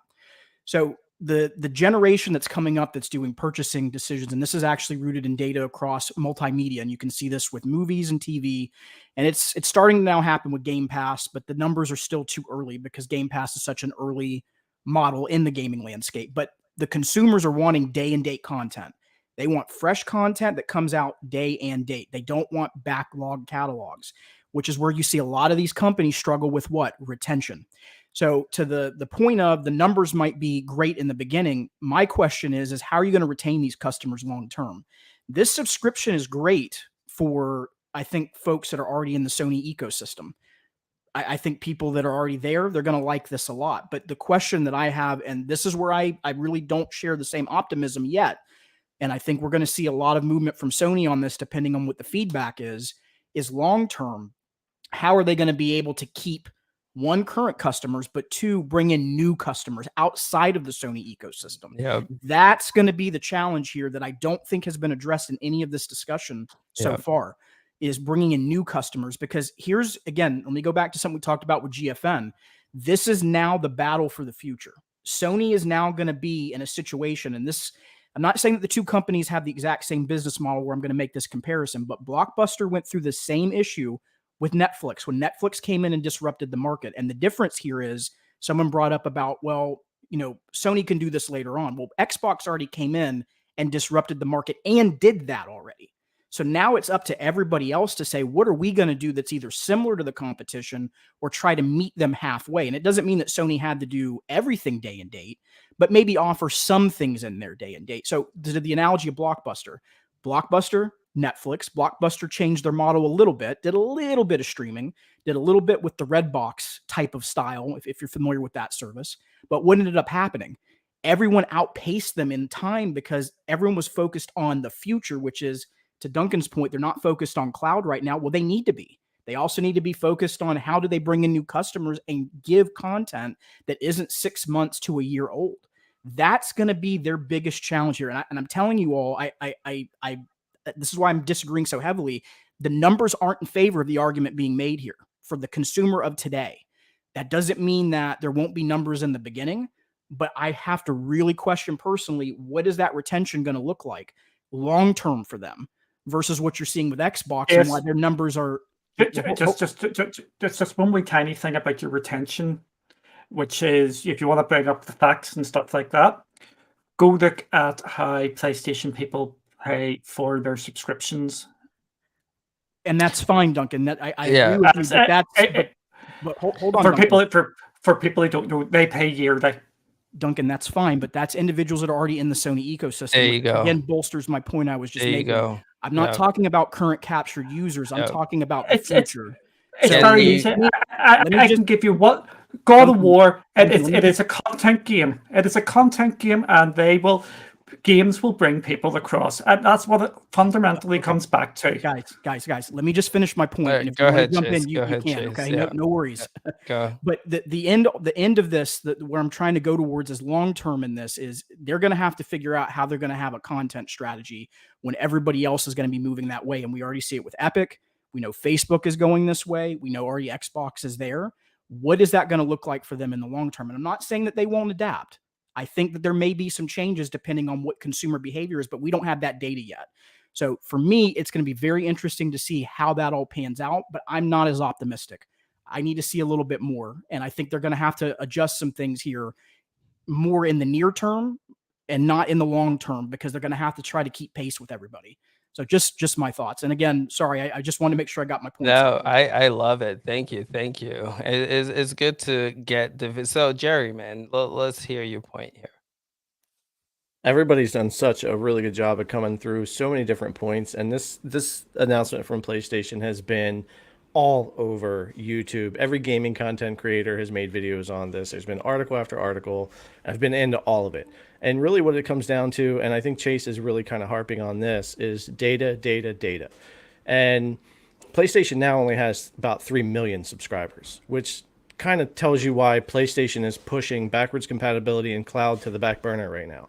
That's what PS Now is. It was their back compat answer. It was their cloud answer at the time, and that's the only way you could play back compat at the time. And so they're shifting that over. And yes, if you're a new customer, now you would be doubling the cost of access to back compat and cloud. This still had to happen, though. PS Now has been sitting so stagnant for so long that they had to do something to start restructuring, bringing it together, and start from somewhere, right? Just as Gamepass did. We can speculate a lot about the future and talk about what we think they'll do, but nobody here has a clue if anything that we're talking about in future for the service will actually happen. You don't know. It could, it might not. From a cloud perspective, I think everybody almost basically agrees it's a step back. It's great to grandfather people in, but you're not going to bring people into PlayStation Cloud at $120 a year. I don't believe so, and you're not going to sell that to gamers who are used to 60 FPS or above, because you're looking at all PS4 titles, Spider-Man at 30 FPS, Death Stranding's going to be 30 and that type of thing. So the cloud's kind of on the back burner there. As far as the local gamer, this reshuffle focuses hard on the existing PlayStation consumer, and that's why the original PS Now hasn't changed, and it isn't changing. Essentials is essentially PlayStation. It's the same thing. They don't want to upset those 48 million subscribers or however many people are there. They can just keep chugging along the way they want to. If you want to upgrade to the mid tier, which I think Duncan might be partially right that a lot of people will want to do that. I won't. There's zero value in it for me right now as it's announced to upgrade, right? Because I play games day and date. I don't ever buy a game, a AAA game or a first party game, especially later, and play it. So anything PlayStation releases, I'm playing it day one. It's going to happen. So if you're releasing games that are 6 months to a year out, which I said last week would happen as they merge these together, they'll probably only offer their year one games or always be older. That's going to be great for some consumers who don't buy all those games. But for people like me, does nothing for me. There's nothing in the middle tier for me. So being a PS Now subscriber, I would have to jump to third tier, or if I want to go cloud and back and pat and Game Trials. Interesting how Game Trials goes to the third tier. Yeah. Instead of the middle tier, because I would sub to the middle tier for Game Trials if they were good enough. Like if I could check them out, because Sony's return policy is like the worst. And once you download a game, you're out. It doesn't even matter if you've ever started it. So for Game Trials, right? So it's almost like, well, that guy Jerry out there might go all the way to the extra $20 just for those Game Trials if they're any good. So interesting how they did that. The service definitely has a ways to go. This is definitely only a foundation, as Dr. Spaceman said, and he has a lot of great predictions about the future of where the service would go, Duncan as well, and that's probably the direction they will go. But just looking at it right now, just like today, Ace likes to do, okay guys, what does this look like right now in the space of competition? Well, it looks like they're just starting out and they have a ways to go. And I do think most people believe that we will see date first party eventually, because you probably will have to. And I don't want to see it be some. You either do it or you don't do it. If I'm going to subscribe, I want them all or whatever. Because if I'm still spending the money, it is what it is, which is why I like Game Pass. I will say, as far as quality of games, we all know PlayStation's. There isn't anybody that will ever argue with the production value of PlayStation's IP, right? But it is very subjective and opinionated to believe that this is better. These games like Spider-Man and Miles Morales and stuff are better offerings than Game Pass. I've played every one of these games all the way through. I've played my Microsoft games all the way through, and I still prefer the stuff on Game Pass. I still prefer a lot of the Xbox games because it's personal, right? It's not a fact that these are better offerings. That's an opinion. Yeah. Oof. Nice. Thank you. So I did say that. I did say opinion. In my opinion, you guys all sound smart talking about this stuff. I'm not gonna sound smart. I'm just gonna say like it is. When it comes to cloud, this is absolute trash. It's the best way to put it, man. Like what is this, right? You look at what the competition is doing. And it's almost like Sony's going backwards, right? I'm talking still cheaper than Game Pass. Still cheaper than Game Pass? If you go with a yearly subscription, it's cheaper than Game Pass. Okay, realistically, right? How many people are going to pay $120 a year? Yes, this is the point I was saying to earlier down to Chase. The majority of PlayStation customers buy yearly. Okay, so like Chase point. That's why PlayStation has everything yearly. Hold on, Chase point, right? It's about, look how fast these subscription models are growing. You look at GFN, you look at Game Pass, right? Game Pass is at 20 plus mil, right? So you see this model working to get new subscribers to subscribe, like Chase was saying, right? People who are in the PlayStation ecosystem right now, this is like you guys are like, yes, right? This combines both services. But is this going to, for instance, right? God of War come out, you can't play it on the service. The new whatever IP comes from Microsoft with all the acquisition, Call of Duty, let's even go there. You can play day one on Xbox Cloud Gaming, Game Pass. I would see people subscribing to that service than people who want to play outdated God of War that came out how many years ago, right? So as far as growth, I see Xbox Cloud Gaming and Game Pass growing a lot faster than this, right? So I don't know, man. This is. I don't think this is the answer. I I would think add. this is. Go ahead. I want to History add will one speak. one thing because I would say I would personally make the same business decision as Sony here when it comes to those day one releases in that middle tier, right, for PS5. Mhm. Only because it's an unproven path for them. It's working for Xbox, okay, right? We yeah. agree, like working fantastic, and I love Uh-huh. it. Saves me a ton of money. But for PlayStation, that's not a proven path yet. No, And if I were no. them, I would want to set up that middle tier with the older games first and see how many people start converting before I take the 10 and 20 million copies I could sell on my first party IP and shove it in there and hope that the subs rise, right? So they can't afford to do that the way Microsoft does. So I get the slower bake, and I probably would have made the same decision. But Yeah. I see a lot of people out there agreeing that putting the cloud and the back and pat is such the high Dude. paywall and the Dude. game trials up there and stuff is just they don't really like that, but they're okay with the middle and first tier more. It's interesting. Right. This is Sony playing it safe, and I don't think now's the time for them to be playing it safe. Your competition came and kicked you behind, right? You don't play it safe. You try to one up them to Sorry, like when hold, did hold, when hold did on, X, hold on, when hold did on. Xbox Far when did ahead of Xbox Xbox. I'm talking about when did X, I'm talking about subscription? subscription. Yeah, Game Pass right now is king when it comes to and this is, even though they don't want to say it, even though they haven't, this is the response to it, right? They wouldn't have made this if Game Pass did not exist. I don't think personally, right? So They're this is just the setting up the response to new it. subscriptions, but All they're I still get far that. ahead of Look, I Xbox. get that. I get that. I get that. But if you're doing something to counter or respond to your competition, you want to do something that goes above and beyond, not a step back to your Ace, I competition. want to add another thing because people were throwing around the PS Now sub and the 48 million.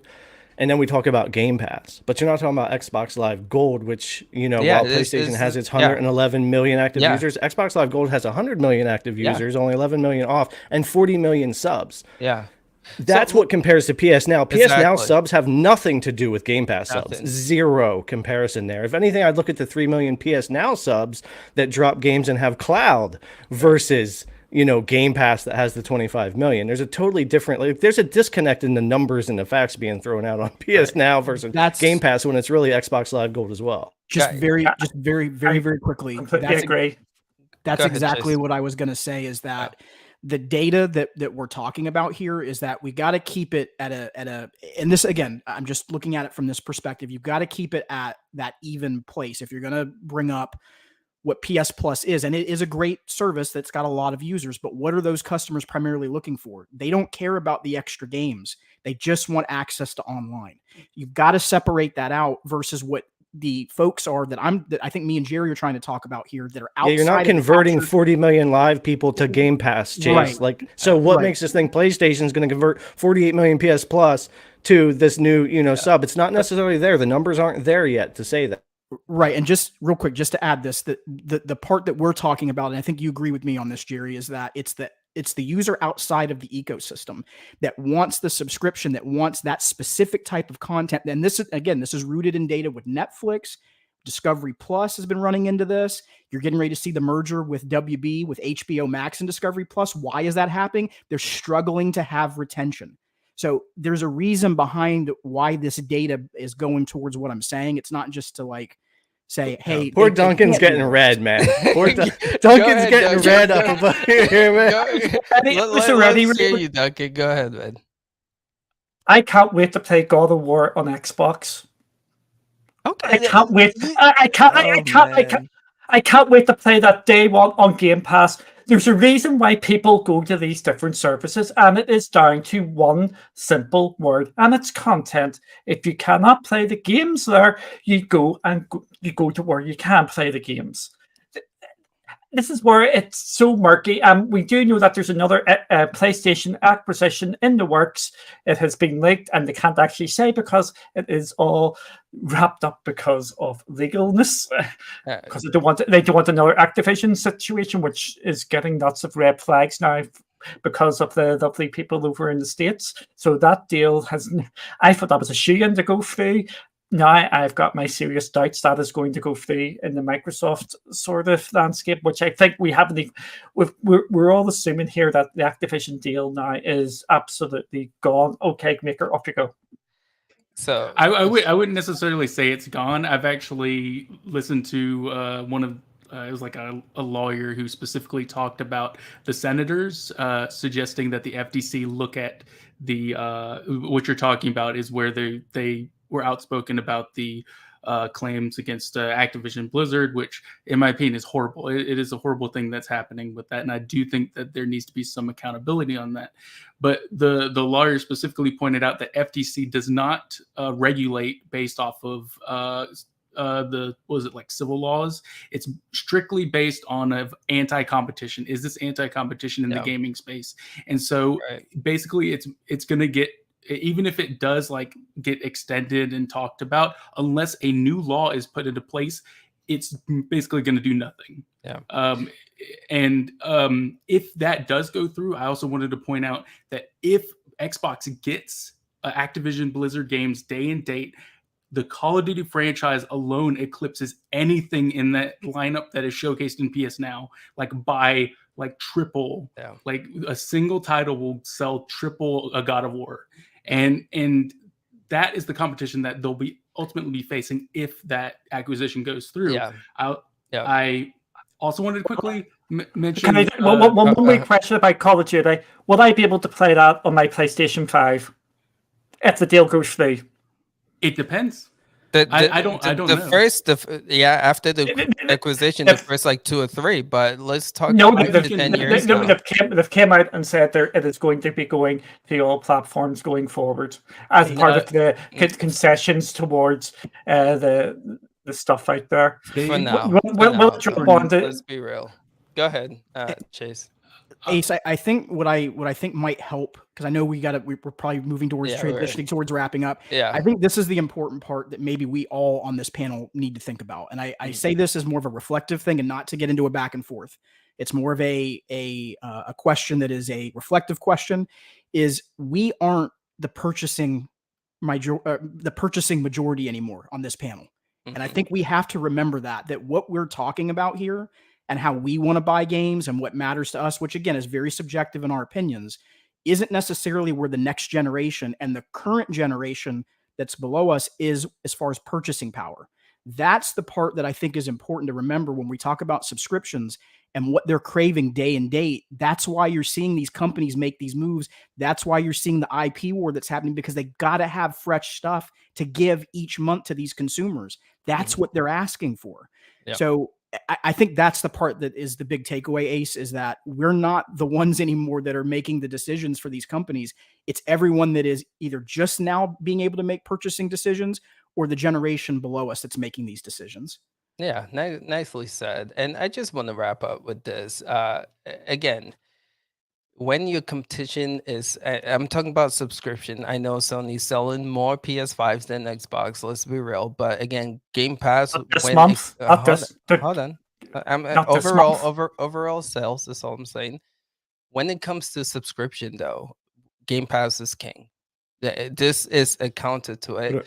And all I'm saying is that if you come in for the king, you got to come with it, dude. And this is not coming with it. Yes, this is a good start. They can add to this. But my thing is, if you are afraid of, like the interview stated, they're afraid that quality of first party games will go down, think outside the box, right? Why not make a storefront like Microsoft is eventually going to have with Game Pass, to where you can purchase games from the PlayStation Store and play via cloud. But think outside the box. Think something that your competition's not doing. Mobile, for like freaking sakes, the fact that this is a thing without mobile support, like what in the world, man? You know what I'm saying? Okay, You're Ace, going I gotta against your say, competition and you're like taking step backwards, man. That's it's not how you come.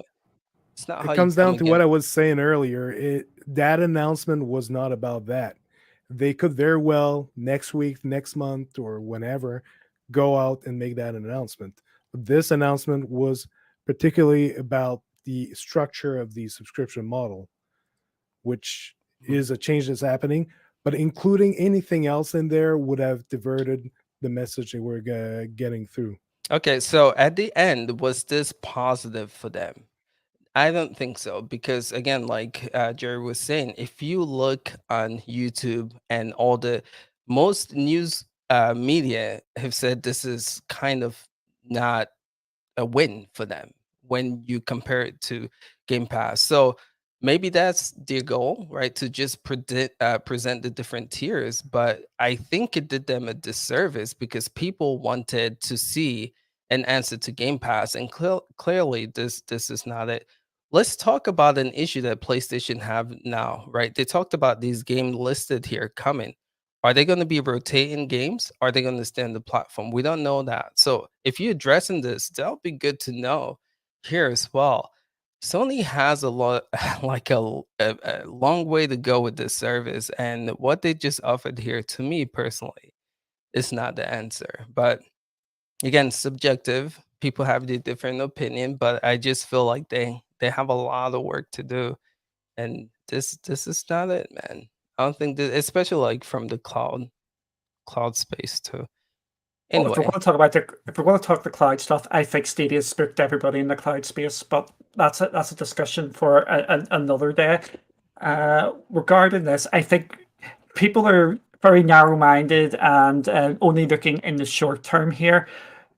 Do you PlayStation are they have got so many games now under development which are going to go gas. And for people who don't know, gas is games as a service. They are doing a big, massive push down here, and this is where you're going to have the reason why they have the subscription because it's going to be in there.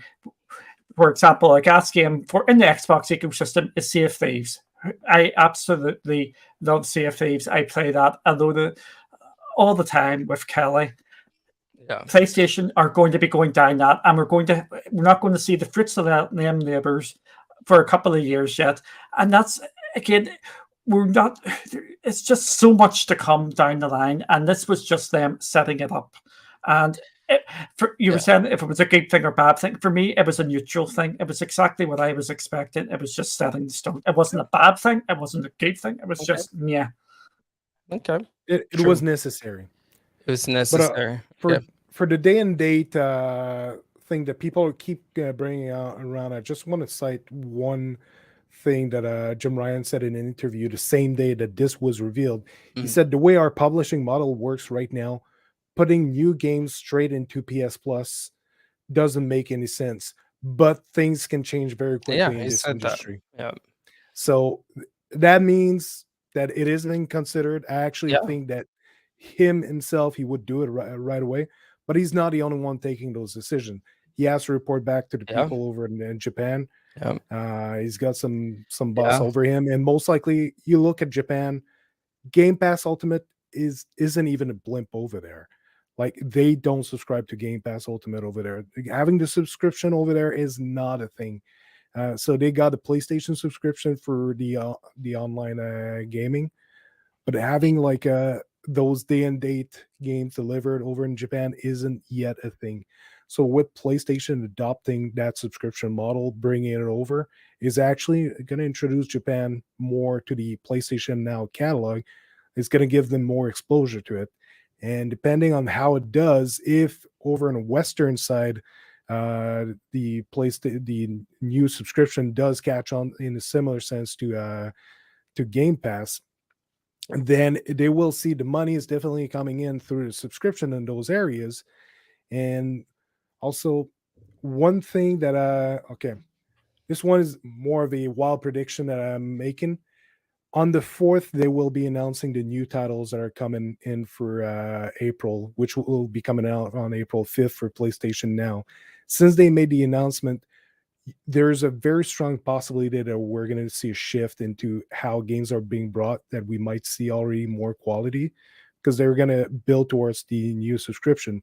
Now we know like the new God of War and other titles like that, like the big blockbuster, they're not going to bring them right away day one on the subscription. But there is a game right now that if you buy it, you get an early access to a later date. But if you buy it, you can just buy it and basically get access to it. That's going to Game Pass, and it is MLB The Show. So why is it an early access on PlayStation if you can just buy it? So it could actually show up on Monday being announced for Tuesday being on PlayStation Now, which will eventually go into PlayStation Plus subscription. So we could see newer titles like that still make their way, since it's a yearly title that's being released. It could make its way into the subscription. We're going to see about this. Yeah. All right, fellas, we do have to wrap it up, but this was what I expected. It was good. I feel like we had a good panel member for this discussion piece, to where it wasn't like bias on one side. So loved it, and appreciate all of y'all's input. So thank you guys for watching, but just want to give members a chance to plug the channel, let people know what they do. So to get started here, Chase, no, we'll save the best for last. Let's start with Duncan, sir. What do you do, and where can people find you, sir? Apparently getting shouted at by everybody. But I have to say, I really enjoyed this. This is what we want. You want passionate discussions on different things. Absolutely, yeah. Believe it or not, I say this all the time. I think most of us are in the same field, but at different places in that field. It's really interesting. What you can do, you can check me out at Cloudy, and I'm also maybe I shouldn't say this. I'm doing some videos for you. Yes. Thanks. More to come with that. That's good stuff. How about you, Makers? What do you do? Where can people find you? I'm probably going to be streaming on twitch.tv/makerofcast12, cast with a K, and probably going to do Elden Ring speed run, and then on Twitter you can find me. You should be able to find me with the same username effectively. So good stuff. Good to have you on here, Maker, for sure. How about you, Space? What do you do? Where can people find you? You can find me on Twitter at Dr. Spaceman Media, or you can find me on Twitch, Dr. Spaceman Games. That's where I do all my streams. Every Thursday we got our panel, and also I'll do some odd gameplay streaming here and there. Cool. Good to have you on here as well, Space. How about you, Jerry? What do you do? Where can people find you? I don't do anything. You guys can still find me over on Game Tech Planet doing my thing there, and I'll be testing MLB The Show on console and things like that. And also here on CGX, where we'll be cranking out more videos. I personally will be working on some MLB The Show and xCloud for us next week, and hopefully, if it doesn't get delayed, World War Z Aftermath on Stadia, and we'll also do a comparison for that probably to GFN. So we got some things, even just on my side, we're working on. So plenty to come. Nice. Good to have you in here, sir. How about you, Chase? What by the way, you were perfect for this segment, so love that you were here. But let the people know what you do and where they can find you. Yeah, so the content has shifted a little bit. Those of you that have been over to the channel in the past 2 weeks, it's still primarily a consumer advocacy focused channel around the video game and entertainment landscape, but there's also now some opinionated content, which I think makes it a little bit more interesting because you don't normally get to hear my opinions on stuff, which I think is great. And there's some more gameplays that are happening. So if you want to check out that type of content, head on over to youtube.com/The Gaming Advocate. And you can also follow me on Twitter at Phantom UFC Fan. And no, Duncan, that does not stand for Manchester United.